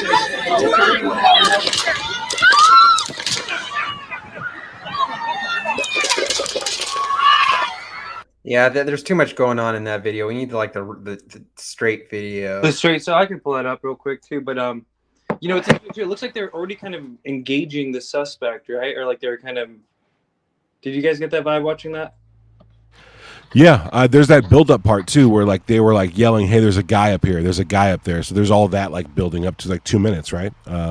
So yeah, the guy was being shouted out and shouted about for a full minute before this moment happened. At least a full minute before this moment happened. It sounded like they were groupings, right? And in the first grouping, he got hit. Well, you're actually hearing two sounds. You're hearing this supersonic crack of the bullet passing by, and you're hearing the bang from the actual gun. So each shot you're hearing like a two sounds connected to it. That's from the bullet. And that makes sense from 130 yards away. There's going to be a difference in that sound getting to you, right? Like the bullet hitting versus by the time you hear the sound, the bullet's passed, right? Right here's the bullet's going faster than the speed of sound. and then the worst president in the history of our country took over. And look what happened to our country. Probably 20 million people. And you know, that's a little bit old, that chart. That chart's a couple of months old. And if you want to really see something that's said, take a look at what happened.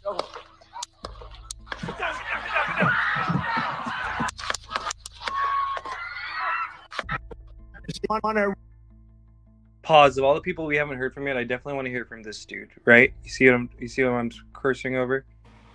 Wait, which one? JFK Jr.? Which one? Oh yeah, I didn't even include that, bro. Dude, we have to talk about that. Really see something that said, crazy. Take a look at what happened. I think you're Arthur. This guy. He's activated. That guy's hella activated, dude. He's so activated. That guy's fucking lit. But it could have been the first shot, bro. He seemed to flinch when after the first shot, and then he reaches up. So I think he got hit on the first shot. If you want to really see something that said, take a look at what happened.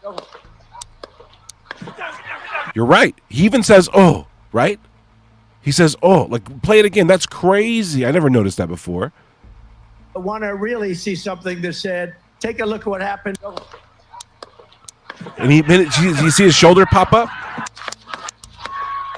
So he says, oh, his shoulder pops up, and the noise happens right then, right? So the bullets pass through his ear by the time we hear that sound. And take a look at what happened.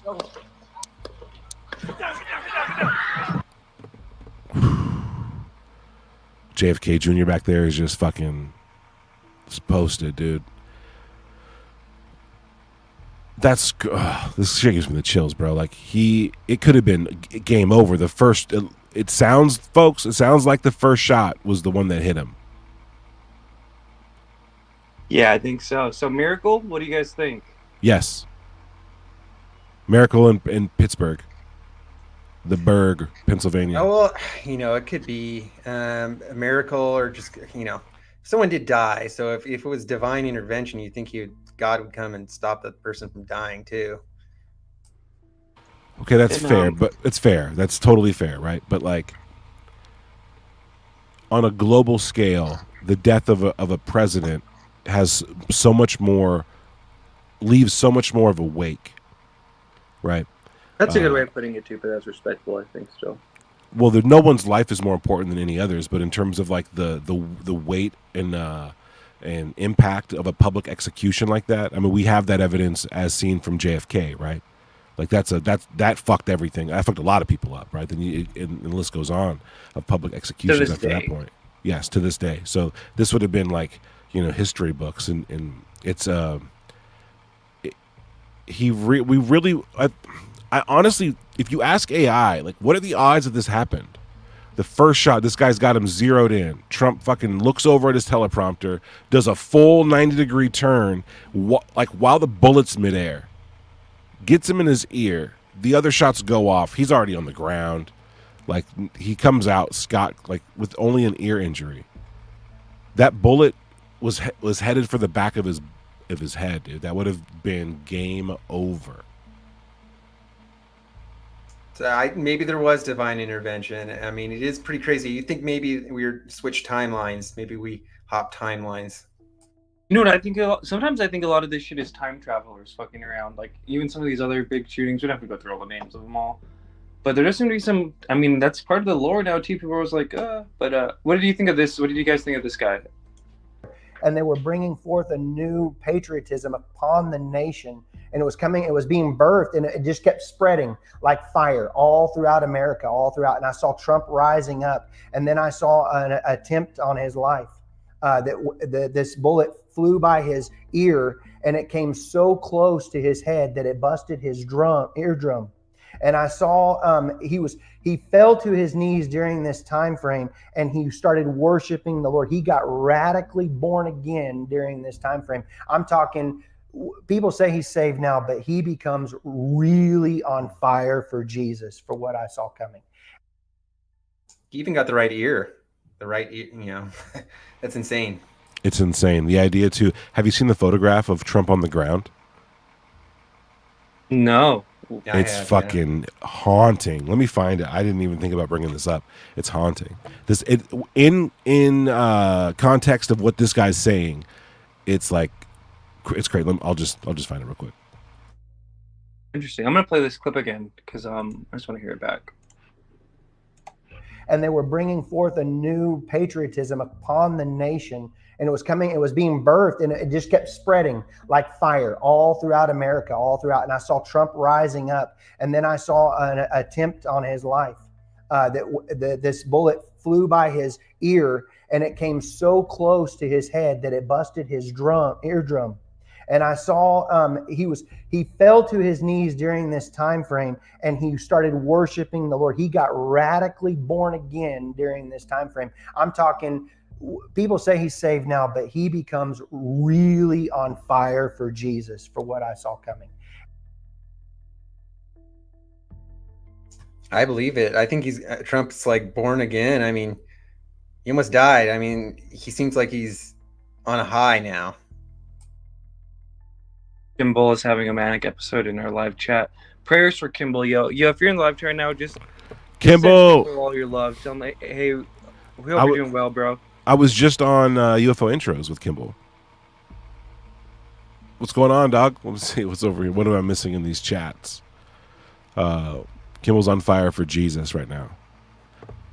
Okay, so this when I saw this, I was dying.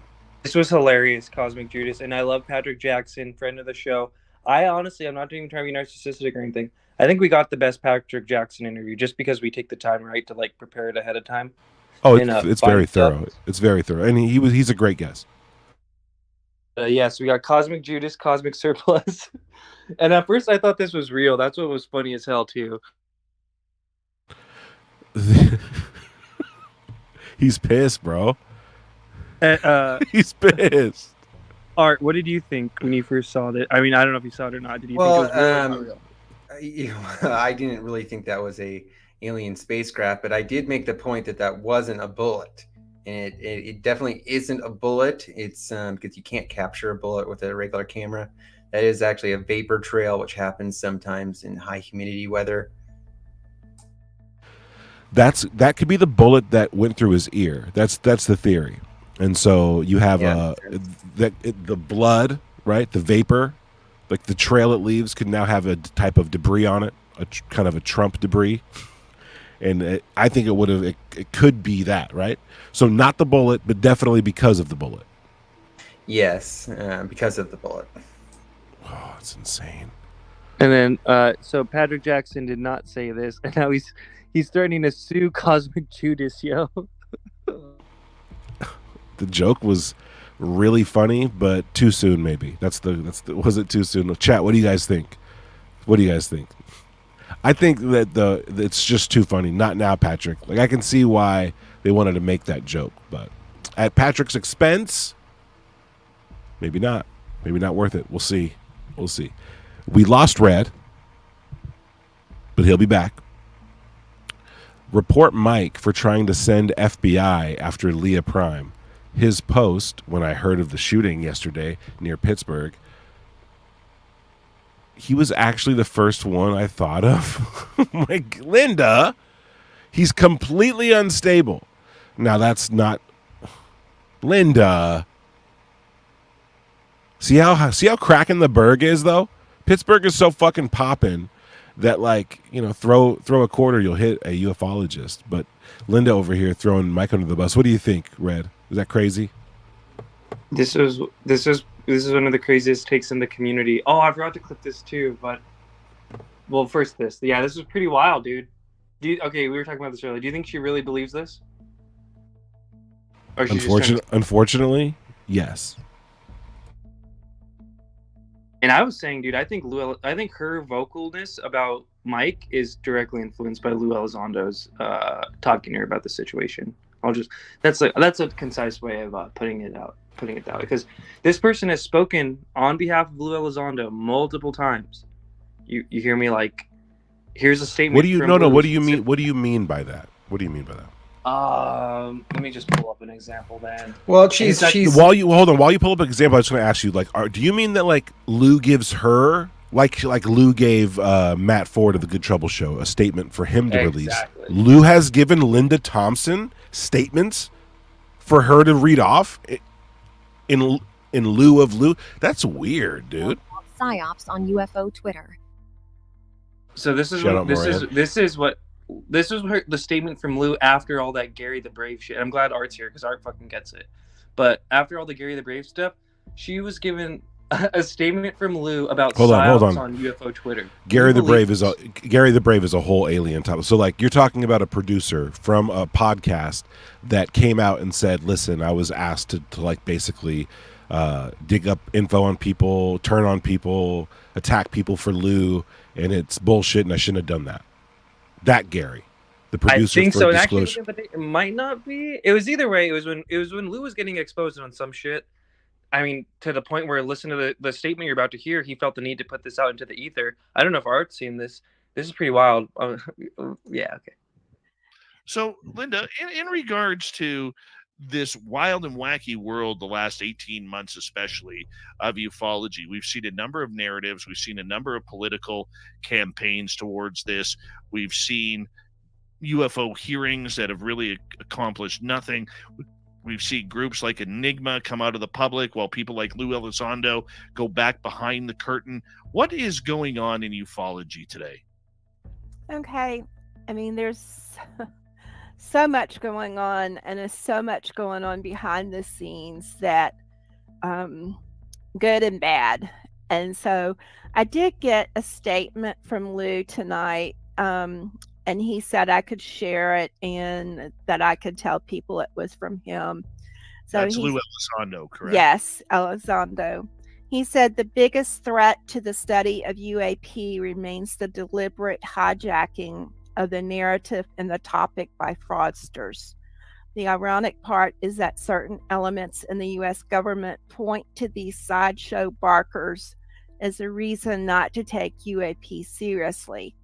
And in a very weird way, those who claim they want the truth from the American government are being used as ammunition by the government to discredit the topic. So, you know, I asked. So pause real quick right there. I'm willing to bet partially, at least a little bit about us, because we've been calling out his shit. But for her to be a spokesperson, right, and for something that specific, right, isn't it interesting? Yeah, I find that to be interesting. So then now listen to this, because they all do this, and I'm afraid of talking about it so much because I'm afraid Lou's going to tell people to stop doing it. But whenever one of these motherfuckers gets like a little statement like this, like, they can't help themselves with being like, I know so much insider knowledge than you. They're like, whatever they say after usually is related. I'll call back to remember when Thomas Fessler was like, "Oh, King Milkfart, welcome." Luke, it's like you could tell that they're having conversations that are influencing this train of thought. So I'll just play the clip. I'm going to continue the clip. So she said that was the statement from Lou, and now she's going to give her own little spiel, but I think it's fairly influenced by Lou. For further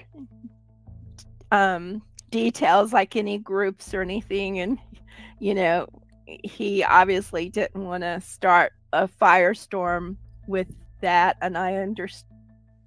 Pause real quick because she's so prideful. Look at how fucking jazzed she is that she's got that plug, dude. This is gonna tie into what we're gonna talk about, like literally the next slide. But listen to the words these people use also matter. When you hear obfuscate, when you hear firestorm. No, he obviously didn't want to start a firestorm with that, and I understood that completely. With naming names, where else have we heard firestorm?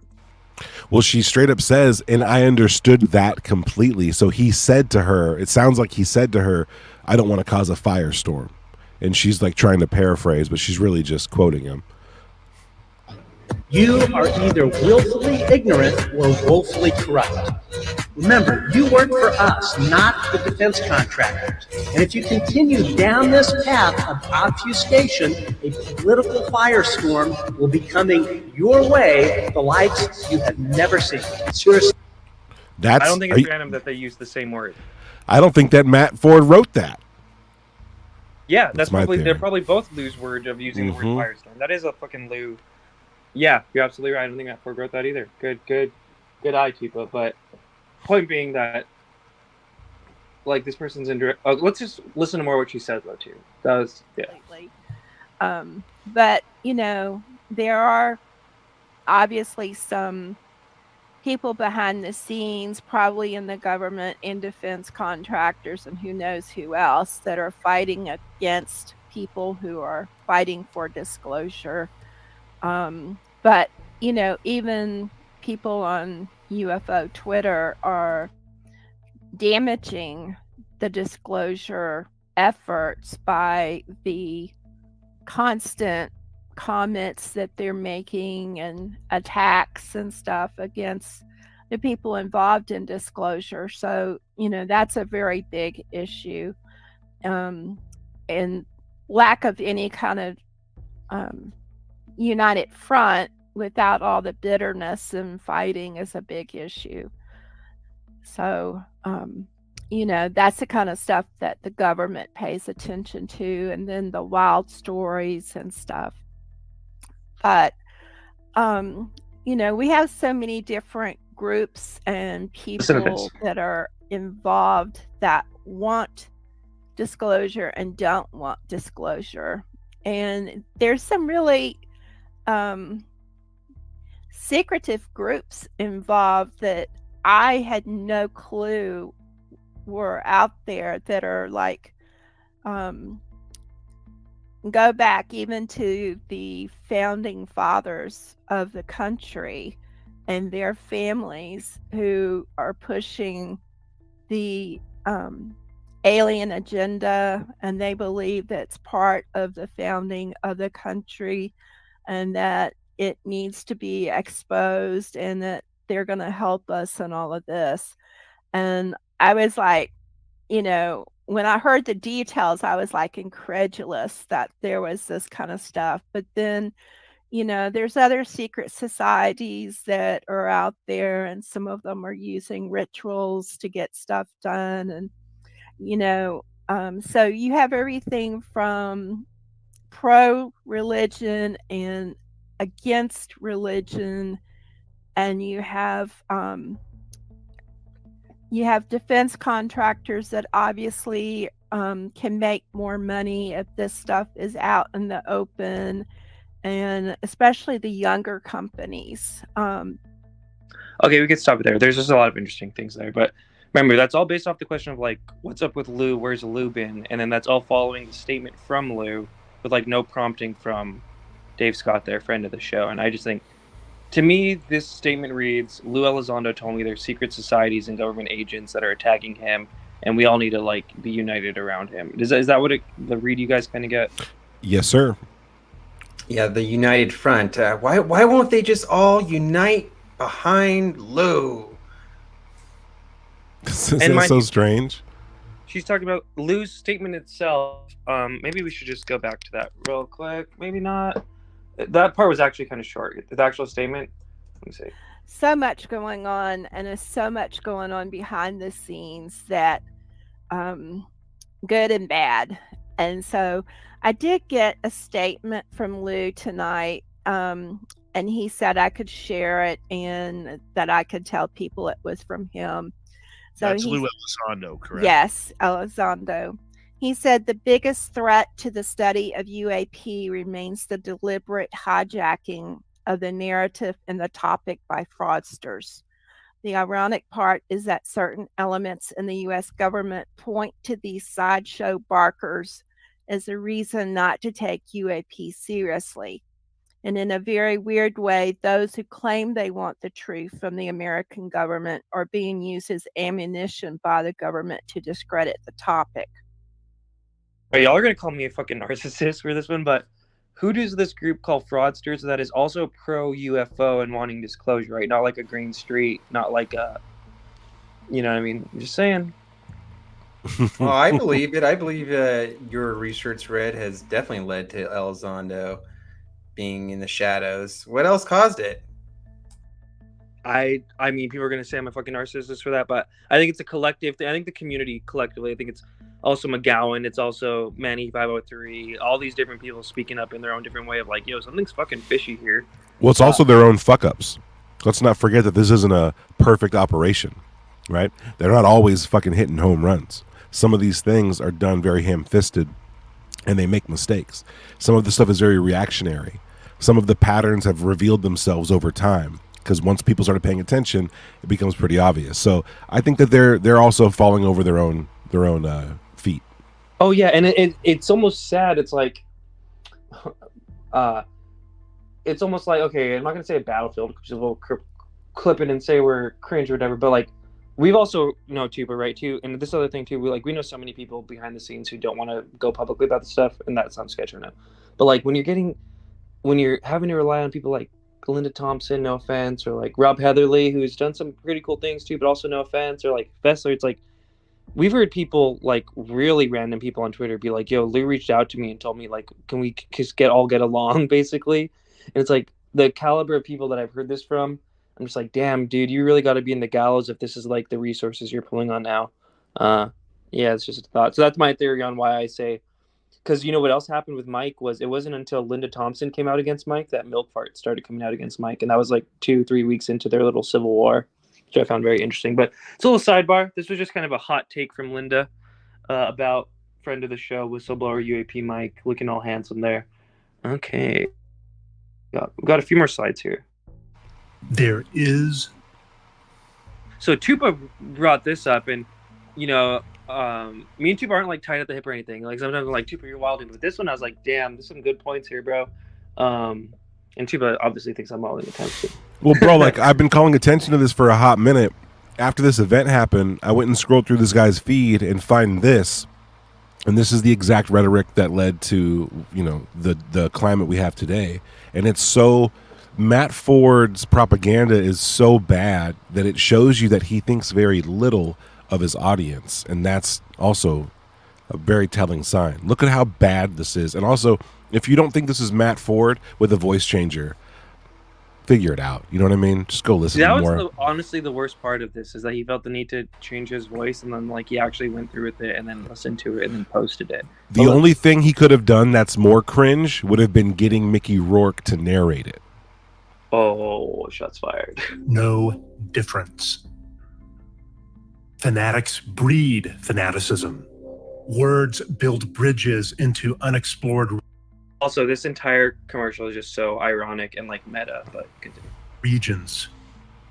What luck for rulers that men do not think. The victor will never be asked if he told the truth. It is not truth that matters, but victory. If you tell a big enough lie and tell it frequently enough, it will be believed. A fanatic that unleashed fanaticism upon our country. It's what he did, and it nearly took us down. and he can do it again.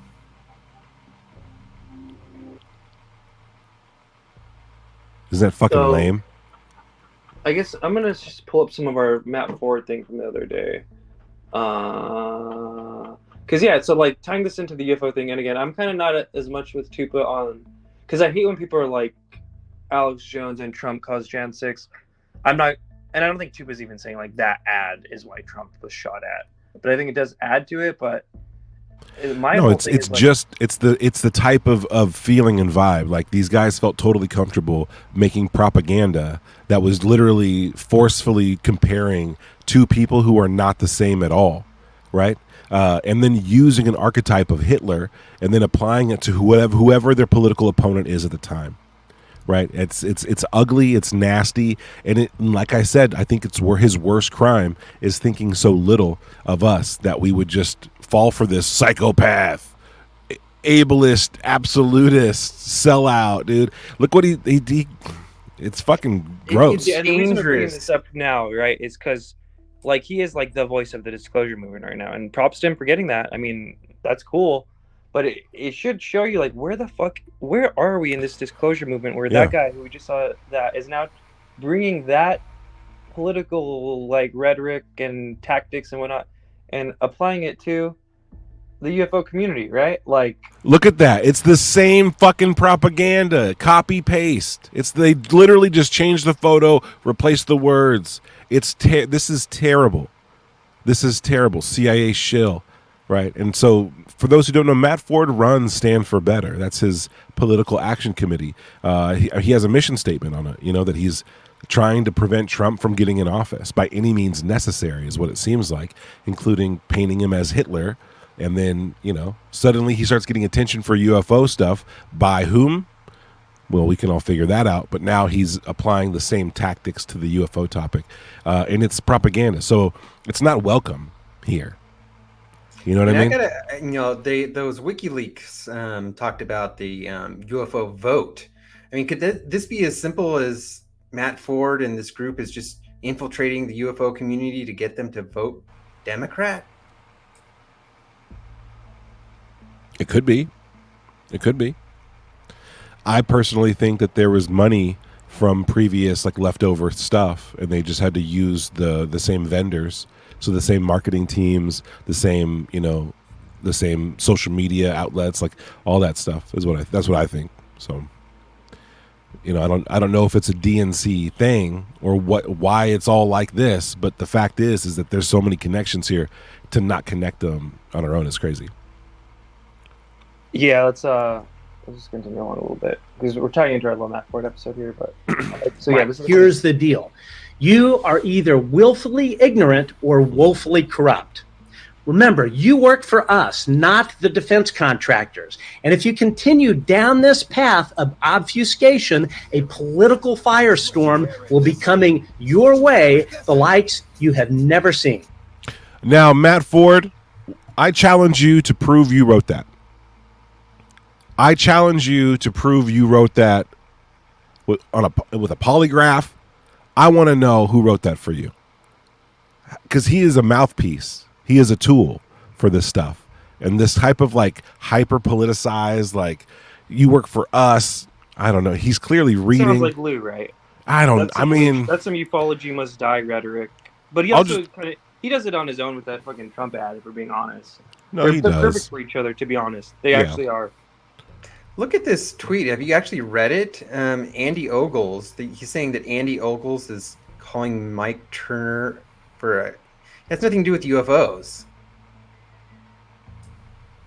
Yeah, and honestly, some of the stuff I feel like Whoa. they're paying attention to is good, but I don't like calling out Kirkpatrick in dirty ways, right? Like, let's call him out clean, above board, not like, some of the shit that we see come from them. But let's see what else we got here. Final statement from Lou Elizondo. Okay, so again, and the reason like we're even bringing this up in the first place is because again, he's like the voice of the disclosure movement. Let's just watch this again. You know what I mean? We got the stuff like this. You know what I mean? Fanatics breed fanaticism. But he's also like the mouthpiece for these very important statements. Like Lou Elizondo is life's in danger. Elizondo is absolutely the most disturbing thing. Quote, to add insult to injury, I was notified yesterday that there may be a personal threat against myself and several other whistleblowers formerly associated with the UAP effort for the U.S. government. As such, I would like to make this perfectly clear to the American people. I am not prone to accidents. I'm not suicidal. I'm not abusing drugs. I am not engaged in any illicit activities. If something happens to me or my family members, in the future, you will know what happened. You will know what happened. I want everybody to just stop and think for a moment about that statement from Lou Elizondo. He's a propagandist. This is coming from a former high-ranking and decorated member of the intelligence community, a guy much like David Grush and others that have. Did you hear it? Elizondo to Grush. They have to tie them together, dude. They're piggybacking off of Grush's integrity, and this is what this really is, in one way or another. This is a propagandist reading the lines written for him by a counterintelligence agent who was brought in to the UFO topic specifically to apply that skill set to this community. So we're watching a guy, a propagandist, read a statement from a counterintel agent about a death threat that, Red, you confirmed with the lawyer, never really happened. And he got reprimanded as fuck for that. He got all access to things that would need his institute to survive threatened, bro, for that one. That's like mafia shit. And I like how what's up with Sheehan that he doesn't think to filter what he's saying. I swear he's dropping bombs all the time. Is there a lot of Jin Ursuing going around where like people are like they can't come out and say it, but they're trying to in ways, I don't know. Sometimes I think that might be happening. But let's see. Literally sacrifice. Oh yeah, and then there was this too, right? So like, again, the reason why we're covering this in this Trump thing is Matt Ford has clearly anti-Trump rhetoric, and I don't think he should be like crucified for that or anything. But I think people should be aware that like, so for example, this last part on Matt Ford real quick, but this was when the whole attacks on Tim Galladay's family came up, and I recommend everyone go watch our episodes on all this because like it didn't even happen, and even in the so Lou Elizondo tells every member of Congress that they should watch Matt Ford's basically hit piece on Green Street, right? A reporter, you know, I think we all have our different opinions of Green Street here on this panel probably, but like they didn't even show. Most recently, Green Street sunk to a new low, targeting retired Navy Rear Admiral and former National Oceanic and Atmospheric Administration Administrator, it's a mouthful there, Tim Gallaudet. Now, Admiral Gallaudet has been gaining significant traction in the mainstream press, advocating for UAP transparency and revealing his experiences with UAP while in the Navy, including the Go Fast incident. In this latest example, Green Street launched a series of disgusting tweets on X, targeting Admiral Gallaudet's young children and wife, all to defame the retired Rear Admiral. So you must ask yourself two questions. First, what kind of journalist would defame an altruistic, decorated former Navy Rear Admiral whose resume is 14 pages of accomplishments serving our nation? Second, and most importantly, what kind of journalist or decent human being for that matter would use Admiral Gallaudet's children and wife as a weapon to defend? And again, I recommend everyone go back and watch our episode on this, but basically like the way this is framed is not really as it went down. And the fact that like this is the disclosure guy, and I guess we'll get back to our. Well, he didn't even show the tweets. He doesn't even show what the comments really were. Which the context of how it was just journalist attacks family. And again, the reason we're bringing it up is because like this is the current mouthpiece of disclosure. It just gives me EBGB's red flags. So like this is, you know what I mean? It's just. I'm telling you, he's a propagandist. They call out Green Street for being a propagandist or whatever. This guy literally does that. Look at what he's making. Look what he was telling people last year about a president. Like they, you know, this is a big deal, you know. And I asked the UAP Disclosure Fund if they believe that Trump is Hitler. Do they believe that? I'd be curious to know if they're collecting money and they're supporting causes like this that turn an American president into Hitler, so that people can, you know, wish for his death over and over and over again until somebody finally does something. It's crazy. I hope they don't support that. Yeah, and we got this clip from Katie Hallen, and then I think we should do the because we're already kind of running along. We'll do the JD Vance thing on its own episode, and maybe that could be like a Peter Thiel JD Vance thing. Oh yeah, we could just say it. You know, JD Vance, for those who might not be following the real news, JD Vance, a person you've never heard of in your life, is now the vice president candidate with Trump. He is a young 38 or 39-year-old man. In 2016, 2015, he did not like Trump, but now he loves him. He thinks he's the best American president we've ever had, and he shares that sentiment with a lot of other people. He's also a Peter Thiel partner in some business venture stuff that he did, and that might bode well for UAP disclosure, UFO disclosure. So, yeah, there's some stuff there. Be on the lookout for that episode where we dive into JD. Here's Trump walking out. Okay. Donald J. Trump.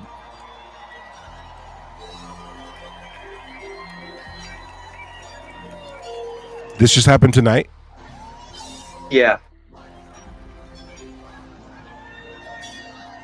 Dude, he's got the bandage on his ear. Oh man, he's got to milk that bandage. Oh yeah.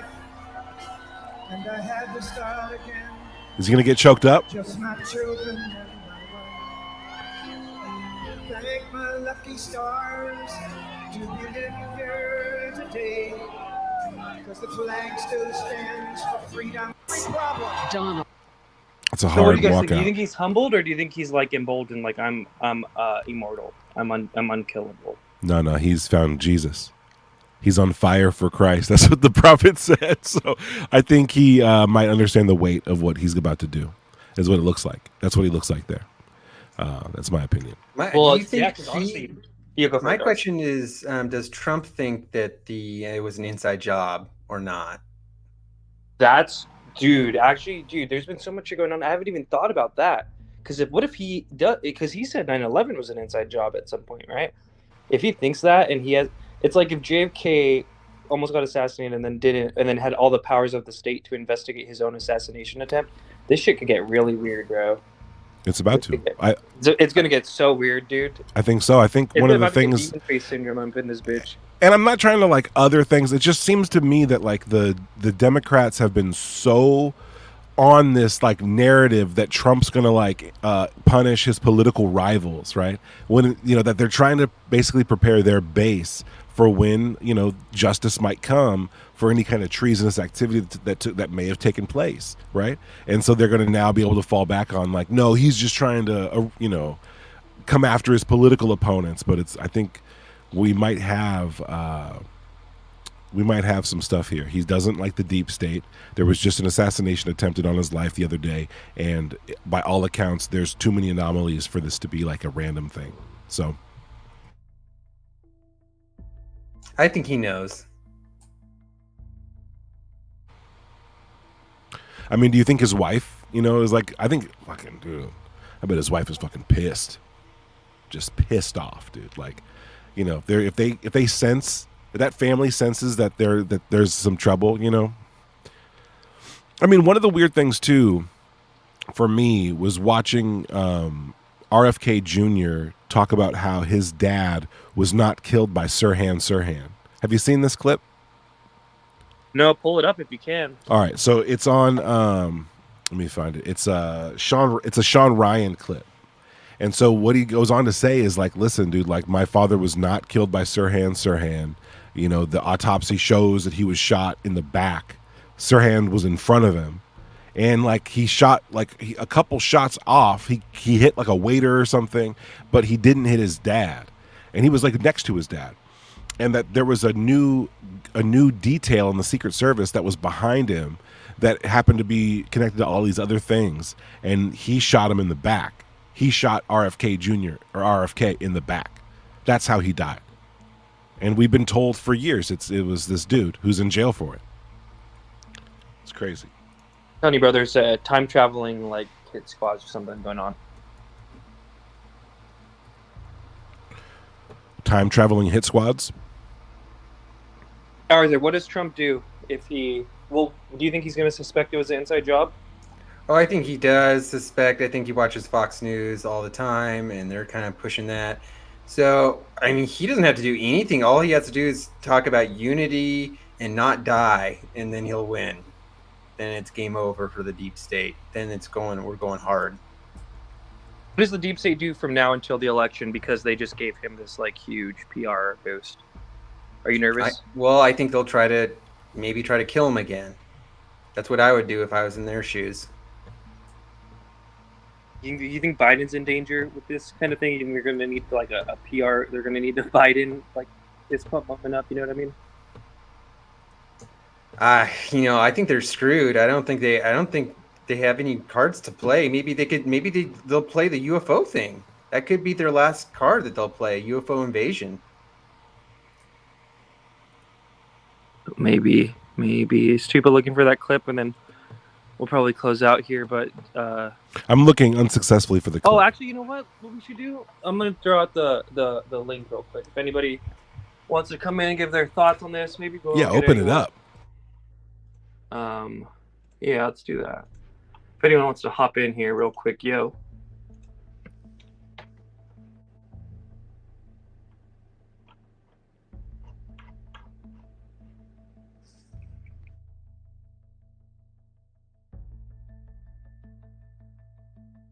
I think Trump should keep the bandage on as long as possible.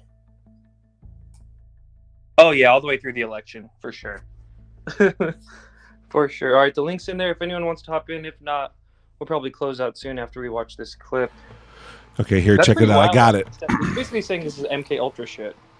Mm-hmm. Fired. Sirhan was waiting for my father in front of a steam table in the kitchen of the Ambassador Hotel. It was a route my father was not supposed to have taken. He was supposed to go out through the ballroom, but someone led him through the kitchen and directly into this ambush.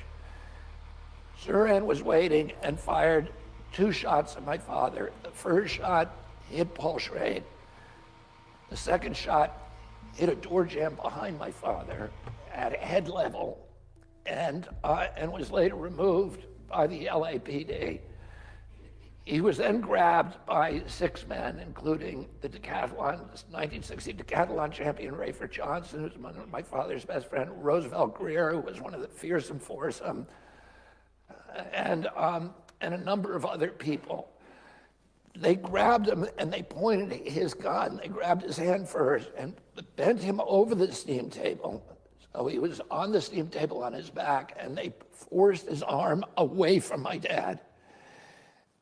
Rayford Johnson later told me, although Sirhan is a tiny little guy, he had superhuman strength and that he could not pry the pistol from his hand. And Sirhan squeezed off 6 more shots and emptied the gun. Only eight, it was a revolver with only 8 shots in it. He never reloaded. All 6 of those shots hit people. So we know what happened to every shot in the gun. The audios show 14 shots being fired. My father was killed by 4 shots from behind. Sirhan was always 5 feet in front of him. And there was 77 eyewitnesses that he was always in front of me, never was behind my dad. The larger question is who, in other words... Wait, if you give me 1 minute, I'll finish. I think I'm going to answer your question. All of those shots, according to Noguchi, were contact shots, meaning that the shots were, the gun was touching my father's body and left a carbon tattoo. And they were fired from behind. The man who was standing there was a man named Eugene Caesar, who was the security guard who had led my father into the ambush. And he had one hand, his right hand was, or his left hand was holding my father's left elbow. He was standing behind him, and he had his gun drawn. He was witness with it. My father, when he died, he fell, and I was with my dad when he died. When he fell, He fell backwards onto Cesar, and Cesar was on the floor below him. And my father must have known that he was being shot from behind, because the last thing he did was reach around and pull off Cesar's clip-on tie. And the photographs of my father on the floor have him with that clip-on tie in his hand.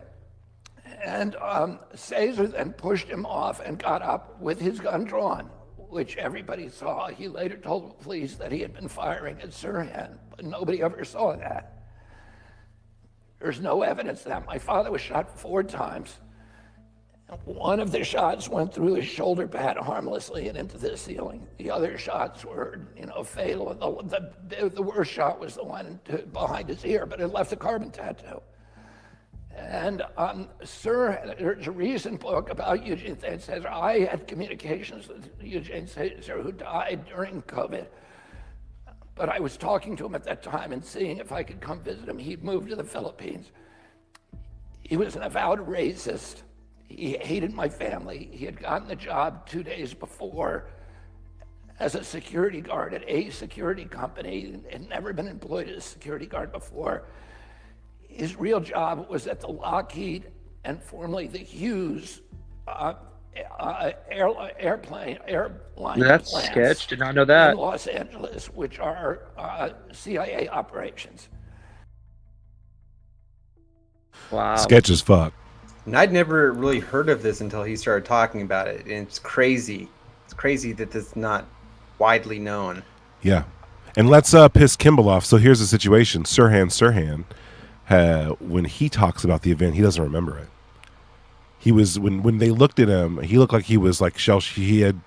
Do you have that clip? He had signs of being hypnotized. No, I don't have that clip, but there's a lot of research into that. Like it was a blackout thing. He doesn't even. I think there's people he doesn't know how he got there. Like it's very, very concerning that they had a patsy show up and shoot off shots, and meanwhile the real killer's behind the dude, and he's getting them, leaving carbon tattoos, meaning the gun was pressed up against the back of RFK. When was Nuts. that? 68. I think so. I should put that in the timeline, dude. I think so. That Lockheed connection is crazy. Mm-hmm. That's wild. It's all UFO shit, bro. It's time traveling UFO demons that are coming back and doing this weird shit. I want to edit this video and add all like the clips and the footage from that day while he's narrating it. Be powerful. But either way, great show, gentlemen. This was this is a good deep dive for me, for everybody. I mean, I'm glad we're able to go over this crazy event. Thank God the loss of life wasn't greater than it was. Our hearts go out to the victims, and to Trump, good luck. You know what I mean? 2024 is going to be we wild. got Eric hopping in real quick. Let's get Eric's take on things. Oh, hell yeah. What's up, Eric? Hey, what's up, guys? Just testing out my new setup. You hear that echo? Yeah, we hear it. We hear it. The echo? You hear the echo, or it sounds clean? What's up, guys? We hear the echo. Oh, man, hang on. You have headphones? You got to turn off your stream. You got to turn off the...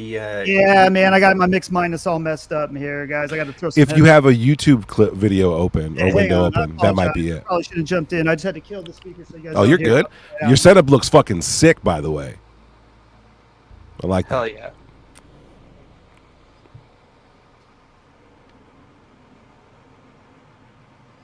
What's going on over here in the chat? 68 confirmed. That's when RFK was gunned down, apparently by Cesar. Nice. Yeah, trivia, RPK. Let's go. Dude, what's up, Arden? Good to see you here. Good to see you. Good, and everybody over on Twitter or X, pop over here. Kimball, RPK thought I was his patsy.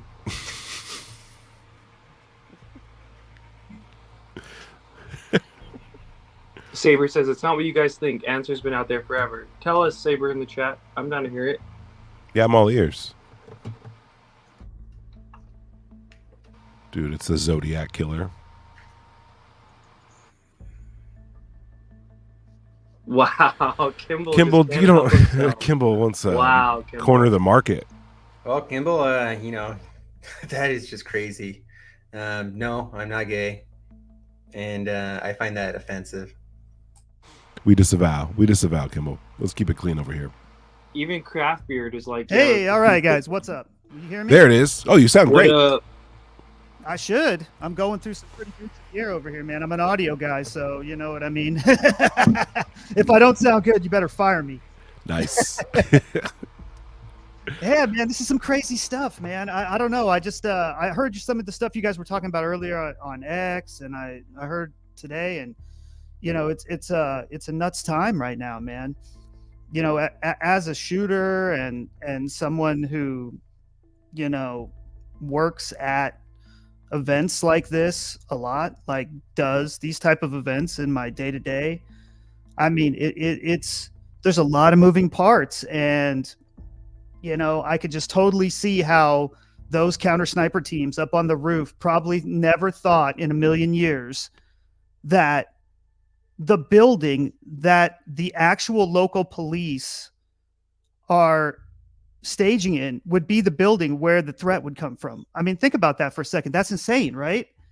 Like, yeah, we've already even covered that. That was recently discovered today too. So yeah, thanks for bringing that up. I mean, that to me is the whole reason why those guys on the counter sniper teams were probably never looking at that building. They probably thought at first rip that was some clown from the local police climbing up on the building or something like that. But they've got high-powered binoculars, man. Yeah, but you gotta remember, when they take the shot, they take the shot. You know what I mean? So there's going to be more than one guy taking that shot. So you're saying that this was the police staging area? I'm saying that part of that industrial building, that's from what I understand, I could be totally wrong about this. You know, here comes the misinformation, disinformation stuff. But from what I understand, that's a multi-tenant industrial building. Looks like it. Okay. And the glass company or whatever it was, the local PD's stuff was being staged in that building. So they were using that. Because you got to remember, an event like this doesn't happen on that day. It happens for 2 to 3 days ahead of it. So, you know, one company is going to come out 3 days beforehand and they're going to build the stage. And then another company is going to come out with those big hanging, you see this big speaker hangs, the PA hangs right there. They're going to come out the next day and they're going to put those things up. And then guys like me are going to come out and we're going to hang the PA and tune it and run sound and do all that and have a sound check. So this whole thing is set up days in advance. You know what I mean? So people are hearing this, seeing this. Everything is going on for days over here. You know, there's a catering probably set up around here somewhere. You know what I mean? Like, and so the local PD, from what I understand, are doing the same thing basically in that building because they have to run security for this. Like, I mean, when I do stuff at the Super Bowl and some of these other shows, I mean, the security is absurd. I mean, you're going through multi-layers of security every time you go anywhere near the site. You know, I mean, multi-layered rings of security you're going through. And so there's the main area, but before you get in there, these areas are secured. Yeah, these so roads are clearly secured. So that building over there, if I had to guess, just after of doing shows like this and doing events like this, that's probably where the cops are getting their catering and eating during the week because they've got all this stuff shut down. This is going to probably, I mean, I'm just guessing, but on the ones that I've seen, they're going to shut down roads around this thing. There's going to be massive traffic cones and crap out in the road. I mean, it's what we do here in Vegas for sure. You know what I mean? Like all the stuff gets shut out. Shut down. There'll be traffic restrictions. There'll be a flight restriction over the whole thing. You can't fly over it. There's just, I mean, on and on and on. I mean, like on the ones I've done, the Secret Service come out, you know, they look at you and they look at your stuff and they have dogs. And then at every show, bomb dogs are there. So there's bomb dogs and teams with dogs roaming everywhere like this. So how do you get an AR-15 up on that roof? Well, also, isn't his car full of explosives? It sounds like you're a crazy ass teenager, and literally what you did probably. I mean, if I had to get, I have no idea. I don't have any inside information. I don't know anything. But if I had to guess, when I'm looking at the aerial map of this thing, I bet you that dumbass kid probably just looked on Google Earth and found the closest building that he thought he could get a shot off. And just literally drove there. And because there's probably cars going in and out like crazy back on the backside of that building, you know, because they're going to have traffic restricted. So there's going to be like high areas of traffic and areas of no traffic. He probably just rolled right on in. I mean, throw an orange vest on and homeboy could have probably just walked right up to the with a rifle. That's where for me. I gotta think. Like if Pelican cases going in and out of these things left and right. Pelican cases, big black cases, guitar cases. But this is the police staging area, right? Like I can understand if we're over here. They had 100 of them.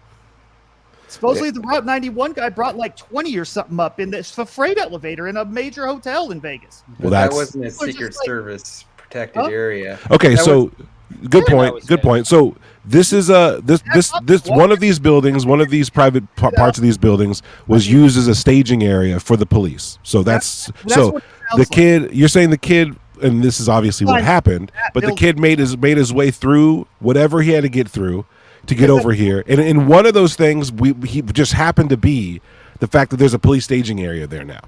So he gets all the way through, gets on the roof. By the time he gets right up here, he's spotted. There's witnesses all over here who see him, and they start calling him out. Now they know that he's up there. So he has absolutely no time to like by himself. So he is spotted, but not until he climbs up here. That's sketchy as hell to me. With a rifle. You got to remember, this is probably one of the main only routes in and out. And most of the people coming in and out of this route are police, and they probably have gun cases and stuff. I mean, I would imagine that none of these police officers are expecting some, it's like the kid you're going to walk right into the police station with your machine gun case, I mean, they're probably not expecting that, so. I mean, it doesn't seem far-fetched. Isn't that they're trained to look for? That's the one thing they're supposed to expect, I think. And he looks like the most stereotypical school shooter, not a police officer. Or nothing. You know what I mean? He did. He really did. Absolutely terrible. I mean, the local police are lucky they don't shoot themselves most of the time. I mean, like, seriously, like, I'm sorry, no offense to local PDs around the country, but you watch a lot of these things. Most of the time in these police shootings, these guys are just barely missing each other. I mean, a lot of the things when you see these cops storm, like, I mean, there's a great. I encourage everyone to go look at the YouTube channel called Police Activity. If you've never watched this channel, I highly encourage you to watch it. They post every single police shooting that comes up on video around the country, and when you watch all these over and over, you just can see. Well, before we dive into the response of how cops are, right? Like, yeah, there were, to your point, there were a ton of people here who were like screaming, "There's a guy there!" And by some of the witness accounts, they said that the shooter at times was 50 feet from them. So there must have been a type of like, what do I want to call it? Like a tailgate party going on over there. There must have been a lot of people, right, that are outside the perimeter that didn't get to make it into the main event. Yeah, probably they have. And then usually outside of security at some of these things. But a fucking rifle. Do you think that he could have planted it there before? Could he have did he bring it in, or was it there before? With an AR-15 under his shirt. That skinny kid? Obvious shooting position. It was the most obvious shooting position. It was identified as honestly, a threat. that's the best move to make because. Well, apparently, yes, for sure, for sure. I don't want to say too much, but at most concert shows, things like this. You can pretty much confidently almost do just about anything, as evidenced by this guy who I can't remember what show it was. He literally documented all on some tour in Europe where he went around with an orange vest and got backstage everywhere. I mean, like, he literally had an orange parking vest and got backstage everywhere. I mean, these are shows that are, closed stages, closed backstages, highly security enforced things. And he's just walking in with an orange vest and confidence. And a YouTube camera. He had a little GoPro on his chest and was getting in. I mean, to like real high security stuff tours that are not messing around. Yeah, I mean, like, I don't know if you guys ever tried to walk backstage at like a Taylor Swift show or something like that. You're not going to get very far. You know what I mean? I think we would stand out. I think we would. You got to do it confidently. This guy's just trolling in. I mean, no. So I totally agree. Like, but here's my thing, right? Is now you're. My suspension of disbelief or whatever isn't there because he's so young. He stands out like a sore thumb. He doesn't seem like the build that would be able to hide a gun on him. And there's photographs of him before he shot that he's just wearing a T-shirt. So, like, while I do... Wait, hang on one second. You got to remember, he probably, if my guess is right, you're going to see some picture of this building right there. And on one side of it, you're going to see a dark gray metal ladder that's welded onto the side of the building that's there for, and see, I don't see any HVAC stuff on that roof. Usually out on the West Coast, every building that has any kind of HVAC stuff on it usually will have one of these ladders, and it will be welded onto the building. And then what they'll have is a special path on the membrane where you're not walking on this fancy membrane that they've got covering the building. They'll have a special path where you can kind of get over to the HVAC units to work on them or do whatever you're going to do, and you don't mess up the roof. So this ladder will be there, and you climb. It's right here. The ladder's right here. So in between the two buildings, there's this connector, and that's where they spotted the ladder. So the ladder's right there, but it didn't look like it was welded on. I'll point that out. It did look like it was a regular ass like Home Depot ladder. I have no clue, but what I'm saying is on almost every single one of these buildings that I've been on, and I've been on actually a lot of them for various reasons. I used to be involved in commercial real estate a lot out here in Vegas, and I ended up selling a lot of industrial properties. And one of the things you have to do is check the HVAC stuff right before the sale, because out here in Vegas, we have these people that just will go up and they will gut the thing. I mean, they just gut it to nothing. So you have to make sure it's there on all these units. And so, what was the temperature like on that roof, do you think? I have no idea. Because he was straight up belly on that bitch. Like 90 degrees out at the time. 90 degrees at the time? That bitch was hot, right? Look at the sun. Whatever it was, plus a bunch. You know what I mean? Because that's a metal roof. Right, Eric? Like, that's metal as hell. Yeah, I'm assuming you're feeling the pain, dude. I don't even see I don't see air conditioners or anything on there. That's what's weird. I mean, I don't normally see air conditioners on buildings. Someone needs to go out there and test a metal roof at the same temperature and see how hot. What was the gunman at 20 years old doing belly on that bitch? Fucking We're gonna learn it was a fake bottom of his arms. What was that, Red? We're gonna learn it was a fake building or some shit. Oh, it's inflatable. They just it blows away in a tornado. Picture that's on the front of it that shows the front. Have you seen that picture that's floated around where it shows the name of the company that it is? I can't remember. It's like some glass. No, I need to grab a glass company. I hit the wrong button just then. It's all right. There we go. We're back. Okay, so no, I need to get more. I didn't think we'd examine it like this closely, but I really want to get more of a groundwork of what was going on in this building, where it was happening, and like, because there's probably a lot of other like civilian shots on social media, because we know that one of the camera shots where they were pointing the guy out was taken right over here, right? Like, it was right over there. I remember the tree, they were pacing back and forth, and then it seemed like people were filming over here. They were zoomed in and seeing what was going on the grass. And they were all pacing around here saying there's a guy up here, there's a guy up there. So you want to hear not funny, but the ironic thing that in my industry, what went around all on Facebook immediately was the fact that if you were to look at that picture and look at, follow the red line from the roof over, you see the first PA hang, the crowd right PA hang was actually that lift was actually the hydraulic line was hit with a round, and you see it spraying off the hydraulic fluid, and the PA actually drops to the ground, which is weird. So rounds were flying, and you also know those second and third shots were panic shots. That's why I was saying this guy he got that first shot, which he's probably going to be able to hit. That's not a hard shot to make. Anybody with iron sights could make that shot. If he had an optic, he could definitely make it. You know what I mean? On a modern AR. I mean, modern ARs are super duper accurate right out of the box.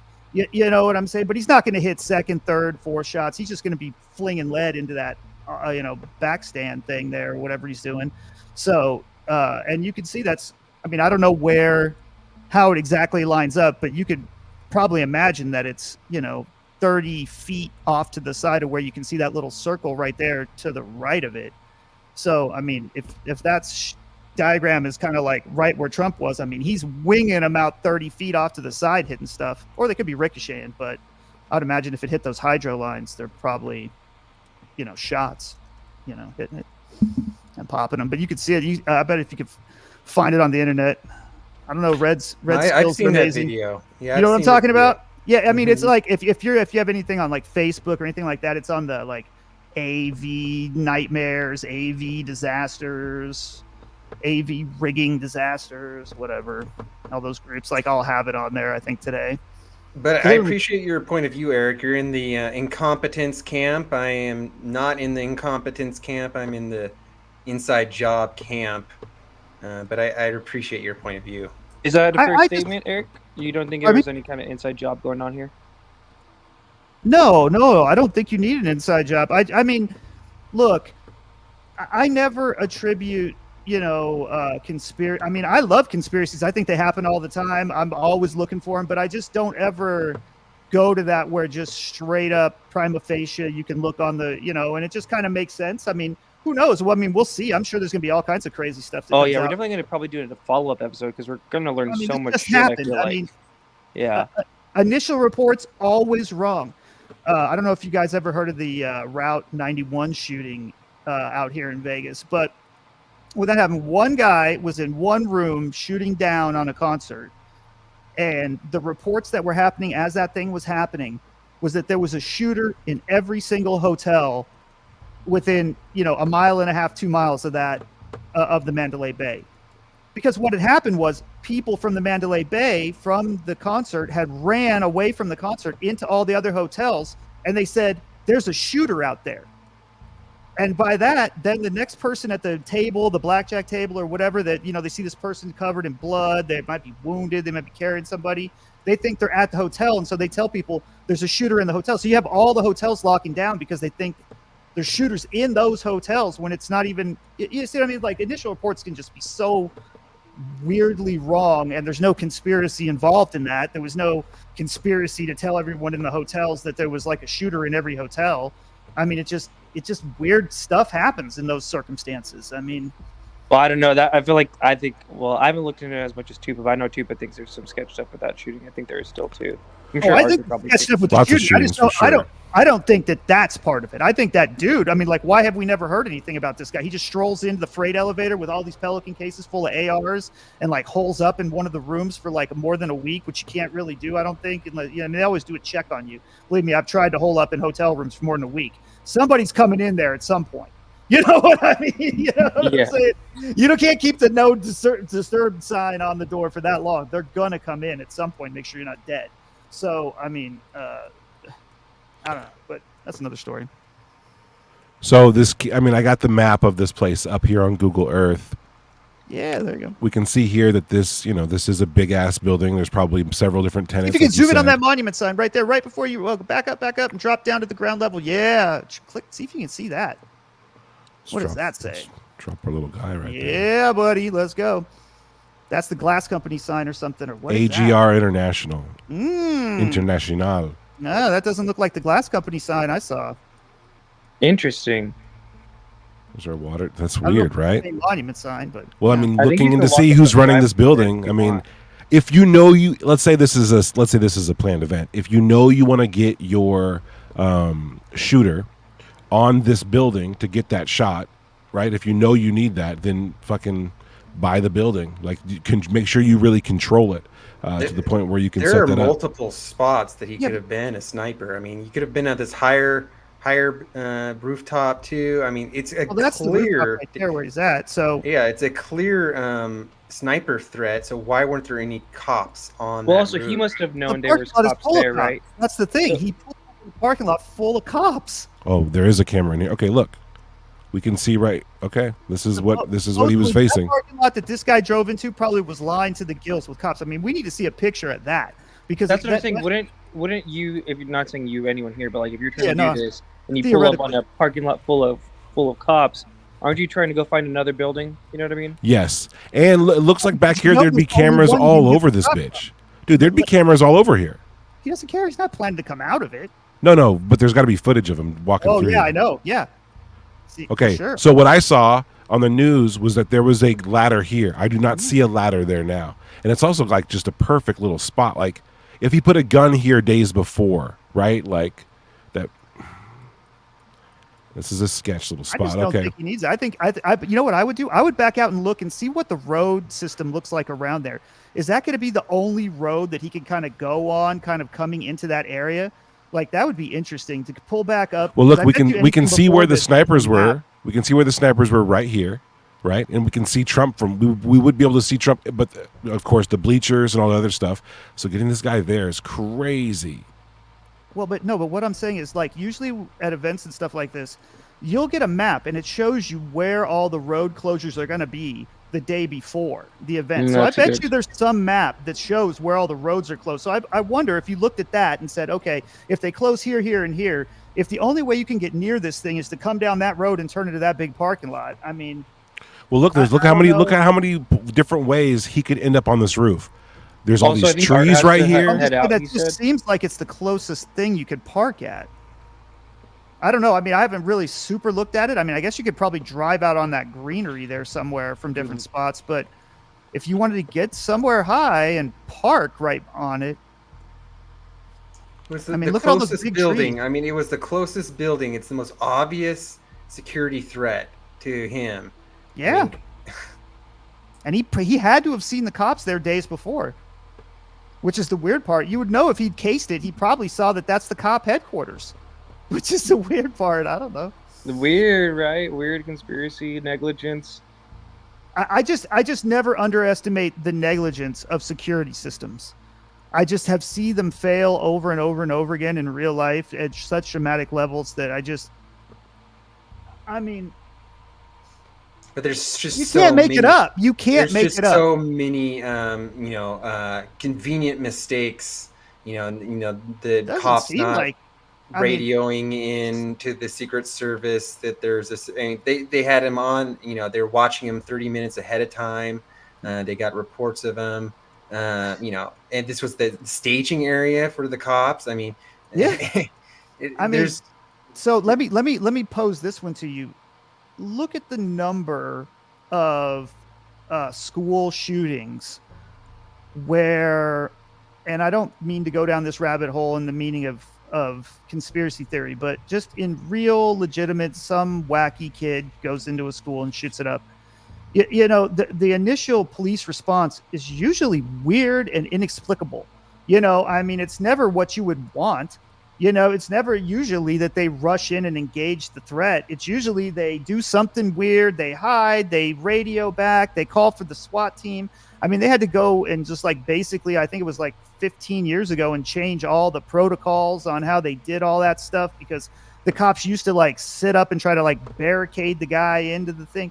I mean, those snipers were looking right at him. I mean, expecting the proper response out of basically trained police, I think, is those not snipers had a clear the view right of him. expectation. I mean, Maybe, I don't know. Those snipers on that building were much higher than that other building. Yeah, I heard that it was trees in the way that they couldn't see. And when the one guy drops down, when you see the video, he has to duck down under the branch to make the first initial. Supposedly that's something like that. Those two guys on the top of that roof never got fired, never got shots off. So we had guys here, and we had guys I'm here. sure if you watch the video closely, they both take cover, flinch back, take cover. They never got shots off. It was someone else that took him out. That's a tough shot. There's not as much of a slope as I thought. So it looks like the guy could be tucked way over here, just on this slant, and you never know it. Oh, wow, what the hell? Oh, no, are you kidding me? Those guys had... Oh, I guess the building has the Milky Way in it.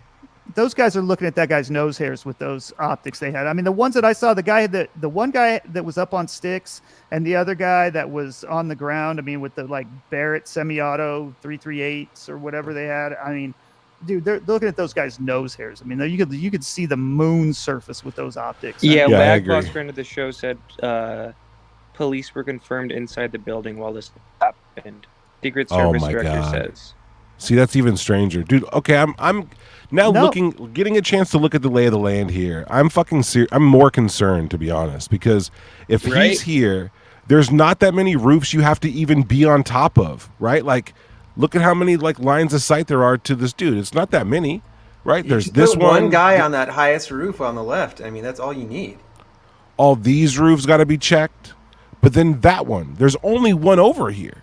I just think probably with all the, I mean, I have no idea about this, but I know Biden was making a lot of noise about wanting to revoke Trump's Secret Service stuff after he was convicted of the felony. And there was noise about that. Now, I don't think that's, I think reasonable people kind of got together and said that's kind of silly. We're not going to do that. But you have to feel like maybe that was the vibe. You know what I mean? With his detail, maybe his detail was just bones thin, and they thought, well, hey, we got our elite team of, these guys that have been around him forever. They're going to protect him. He trusted them. They got no other choice because their staff's getting cut. They're doing the best they can. You see what I mean? It's you get these confluences of circumstances that you would never expect to happen, but just happen, and I think I mean, unless there's some kind of evidence of a conspiracy, I mean, that's like, or something like, it just seems very plausible. This whole thing kind of does. I mean, and I don't think JFK's thing is very plausible. I don't think all kinds of other things, but this to me seems. I mean, these guys had one job to identify a shooter. He was spotted before he took the shots. Everyone got their attention.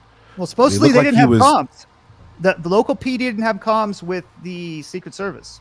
Oh, they had comms. They had radios. They could. Oh, they all have radios, but they're not intermixed channels. They're not direct. Yeah. Okay. So it might have taken 30 seconds to talk to their boss and have their boss talk to the Secret Service. No, it's a different system. It's a different. They. I mean, this is the one thing I. No, come I on. No. This. They talk to each other. I'm other. RF coordinator. No, I'm actually an RF coordinator, and I've done coordinations at events like Conference of the Americas and stuff, and all these big things where the Secret Service comes in. And they will not. One of the things that everybody has to do when you come into a big event that's being coordinated is you have to give me the frequencies that you're operating your stuff on, so I can make sure that someone else doesn't come in and operate on your stuff. They have a whole nother system. They keep their frequencies secret. They don't want it known. I they understand don't have that, intermixed comms. It's not mixed with the local have PD. a chain of command. They talk to their commander. That yeah, but you're talking commander about has a minutes when direct we need seconds. line. No, I'm talking about 30 seconds max to get a comm from a local PD to a Secret Service agent with a man with a gun. I know their radios don't typically connect in everything I've seen because they don't want to play. Well, nice I never said that. I never said that they had a direct I'm just saying, line if to you're not on Secret comms, Service. you're not on comms. Like, I mean, I don't know what to tell you. Like, I've been in a lot of circumstances when I do shows. If you're not on comms and you don't hear it when the dude's like, "Hey, the thing happened," The local PD doesn't has matter. You know, I mean, separate someone's gonna comms come and tell me and play the telephone game. I mean, local like, PD it's has too late. separate You're comms. fired. You know what I mean? Like, No, local somebody's PD dead. is on separate, comms than the Secret Service, but they talk to each other. They have ways of communicating to each other. Hey, through somebody their just shot the commanders. president. Pass it along down the line. Exactly. Well, I mean, there's your 30 seconds, minutes. 30 seconds, roughly, I would say. Someone fucked up. A lot of people fucked up. There's not a lot of roofs they have to check or be on top of to look. Complacency is the There should have been number a guy one right here. There should have been a dude on this roof right here just to oversee this entire thing. It's the highest point. It should have been super easy. He would have had why wasn't there a guy over here? Like, this is another thing too, is look at how many different points of entry there are to this spot. There's this giant parking lot there. There's this one here. It looked like there was crowds of people throughout this park, right? So everyone was probably tailgating it. It's fucking nuts. It's so vulnerable. That parking lot is so big, it might have been the parking lot for the majority of the staff too. It's so vulnerable, dude. Usually at these kind of things, the majority of the staff will park at the closest, biggest parking lot. So Do we know where his might have van had all was the found? staff pulling in there too. Do we know where his van was found? Arthur, anyone like? Oh, look, there's a big dirt lot right there. I bet they made the staff park in that big old I dirt don't think we lot. know where the van with the explosives were found. No. Yeah, I bet they locked that off for security perimeter. I bet all the people were parked in that big lot. Well, Eric, events like this, they have you park in certain places. Staff obviously as close as they can, right? All the other people need to be as close as they can. And a lot of people park off site. Then they have while they're going down, they're blocking roads off, but they have people come in through very specific ways. Yeah, even in these this part here, right? Because of course the event itself is going on over here, right? This is where the strictest area is going to be, but we're looking at a spot with only a handful of roofs within shot, right? And this is a big one. It's a big one. Look at how clear of a shot that is. The biggest, closest, flattest roof. It's almost like fuck. So do you think this kid scoped it out first, or just you, Eric, you're suspecting he just showed up and happened to be at the right place at the right time? No. I think once, I have no idea. My random guess that I have in my head is he probably heard about this event somehow or another, found out it was going to be at the thing where they always have the thing. I mean, I bet at this same place they probably have, June Fest and, the local, Oktoberfest and the rock concert and whatever else. This is probably a normal festival ground, I would assume, for these people. So they probably know, they've probably been to a show of their favorite band here at some point growing up if they live Maybe, here. but Mike did say this kid was from Pittsburgh and this all happened in upstate Pennsylvania. No, I know, but I'm just saying there's probably a maps of it from previous events. So it's probably known. I mean, I do festivals every year at the exact same place every single year. It's the same festival. It happens every year.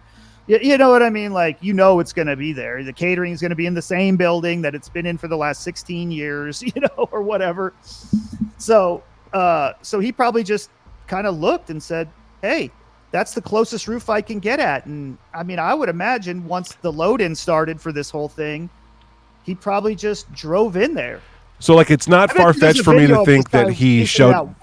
It's not far fetched for me to realize that me to think this kid realized where the closest roof was. I don't find that to be far fetched at all. What I find to be far fetched is that, like, he just so happened to show up, just so happened to be able to sneak across this whole area however he did it, get on the roof that somehow a 20-year-old kid with Google Earth was like, hey, that's the best spot. But all of these snipers, all of Trump's fucking Secret Service intel, all of the preliminary for days, the security walking the perimeter, looking for weaknesses. And then I heard that this was actually reported as a huge vulnerability. It was the night before. Underestimate nerds. The night before they did a sweep, and they identified that building as a major security threat. Yeah, crazy. You think it's the closest, biggest, flattest roof. Crazy. I mean, I just have to imagine that the security vulnerability that they're going to find is that they just never assumed someone would climb the police staging building right in front of their faces. No, but they identified it as a threat. They identified it as a threat. That's what those two snipers were. The cops retreated. The guy saw him climbing it and retreated. Right, and those two snipers. The local PD. Those two snipers were there to protect that roof. Those guys, their job. No. I don't think those guys were there to protect that roof. That's where I think the breakdown is. I have a feeling those guys probably parked their car there, so they knew that building wasn't where a threat was. I have in their the snipers' equipment is perfectly set up along this side of the roof, looking this direction. Yeah, because they're to cover that. They covered that. They identified it as a threat, and they stationed personnel to protect it. Yeah. I think what you're going to see, and I don't know this to be true, is I have a feeling that, and kind of what I heard is that the way the trees are now is not like what you're looking at on the Google Earth thing. There's an additional some set trees of sprouted trees. Up, some new trees. Not trees sprouted up, but just that isn't an exact representation of the trees or something to that effect. And again, I'd like to see but from what I understand, of that. The reason they weren't set up in a more advantageous spot to see it clearly, they could still, from what I understand, they could see it, but there was the trees, branches, and stuff that were kind of in the way. And then the movement that you see from those guys is them adjusting their position off sticks to get, because with them on the sticks, they were in the trees. They needed to get lower underneath the stuff to see him when he was proned out. You're just making this shit up, Nope, that's not. Take a look. I mean, I've heard several reports. We're looking at it right now. No, look at the police reports. You got to give me a link that has a police report. You want me to find it? Hang on, wait, hang on, hold on. Give me a second. That it has a report. Making it up. I mean, how would I make it up? I mean, it's like the snipers are not releasing any reports at this time. Give me a break. No, you can see it because you see the one guy. I mean, I'm basing this off of two things that I heard.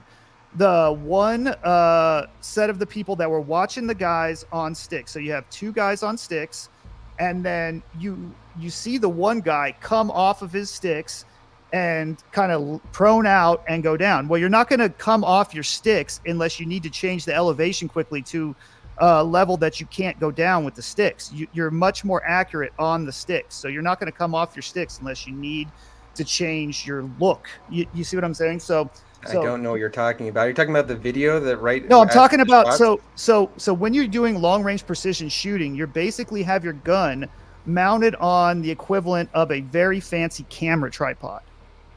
And so when your gun is mounted on this tripod, you're extremely accurate because you have this ability to pivot at very, very smooth ways and take shots to just absurd distances.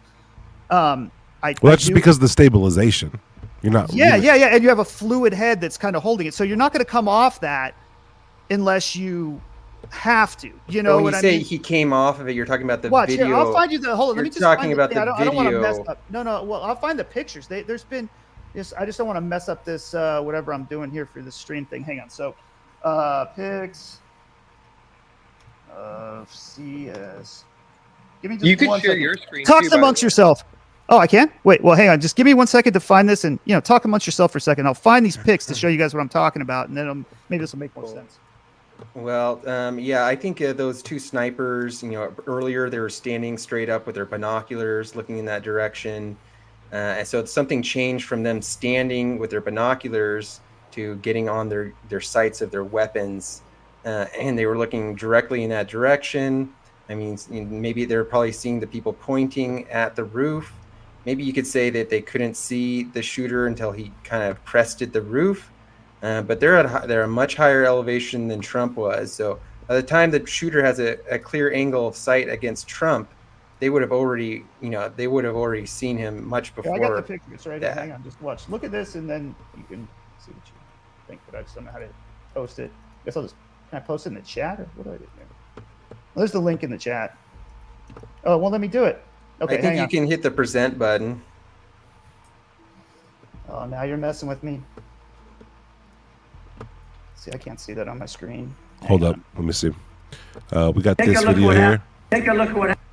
So, I don't know. Can you guys see this? Yeah, and I want to preface this that I am saying that no shots were. Yeah, there he is, right there. He's off the sticks. Okay, so bang. So He was right taking there. cover. He was taking cover. No, he is not taking cover. That's Yes, silly. he is. That's Which insane. one? Which one? The guy closest to the taking cover. camera or furthest away? Both. We got two guys. That dude is not taking cover. He's proning out off his sticks because He's now flinching. He's flinching because shots ring out. Look, I don't know what to tell you, but if you think that trained sniper thinks that those shots are coming at him, I don't know what to tell you.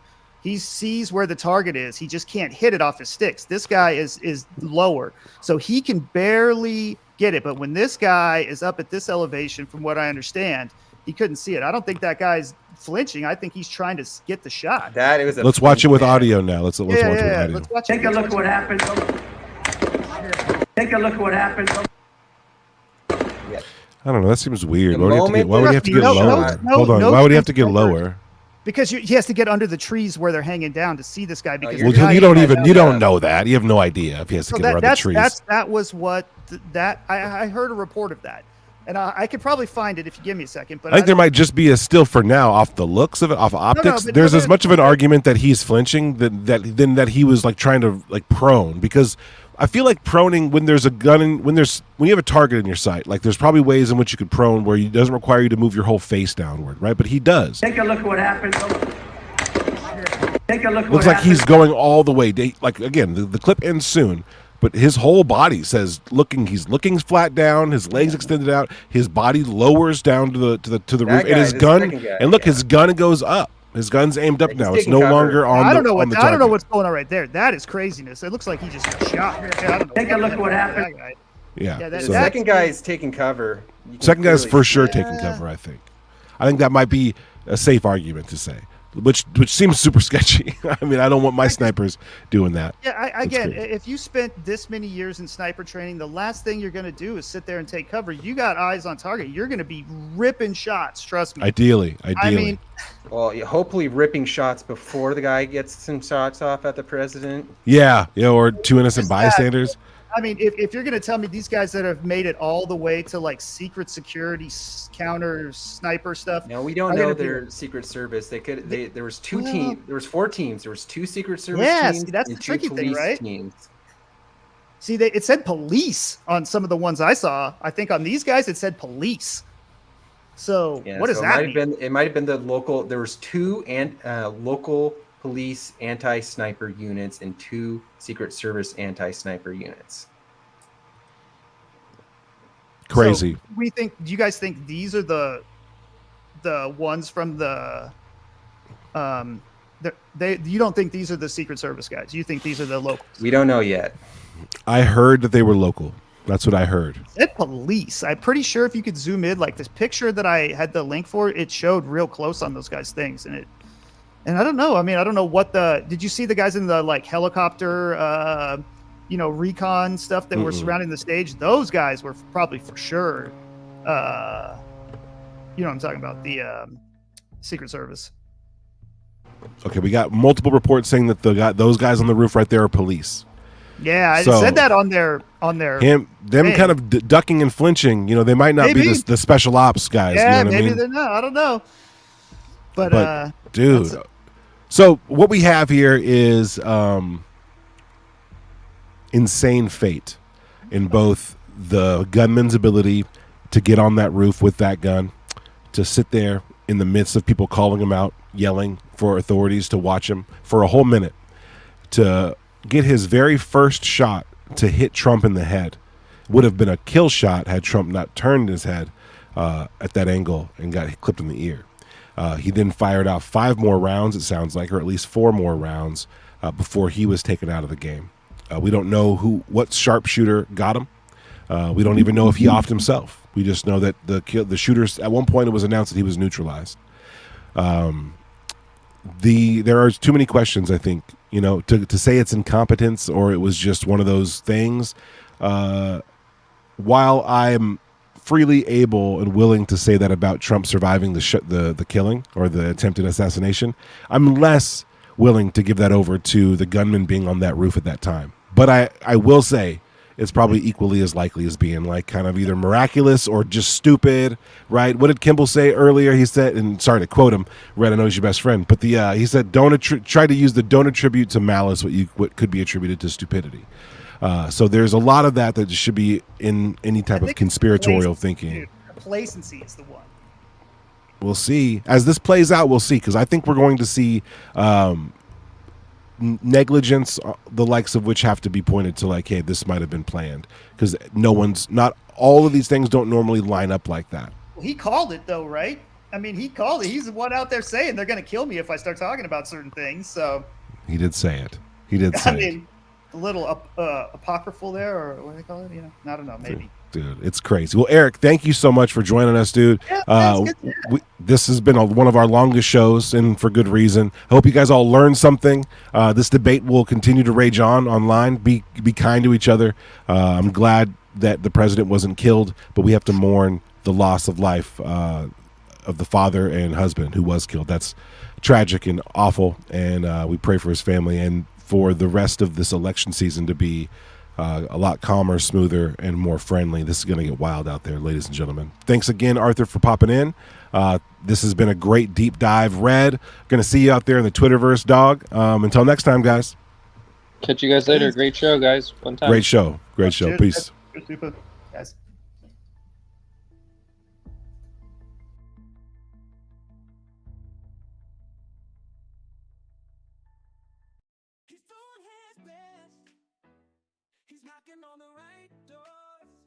He's getting the guests and saying all the right words, all the right words. Oh Lord, Matt Ford. In 2022, Matt was not around. Ufology. What did he do to get so far with the loop? Parasitology. Oh Lord, Matt Ford. You claim Green Street attacked Tim's fam. Well, damn. So were you telling the truth or bending the truth? We got the posts and we're gonna show them. Why didn't you show them that? Matt, did your evidence? Why is that? What did you do that for? What's up, Matt? Who the hell is Matt Ford?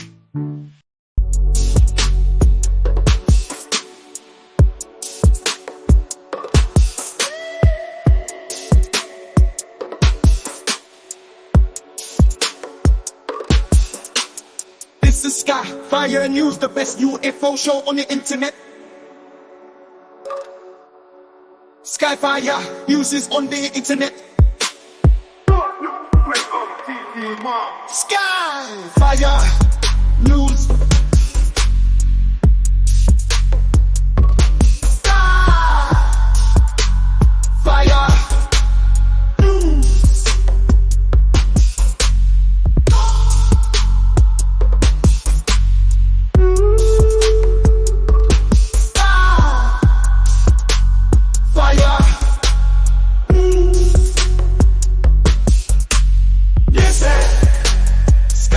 Bad news. The best UFO show on the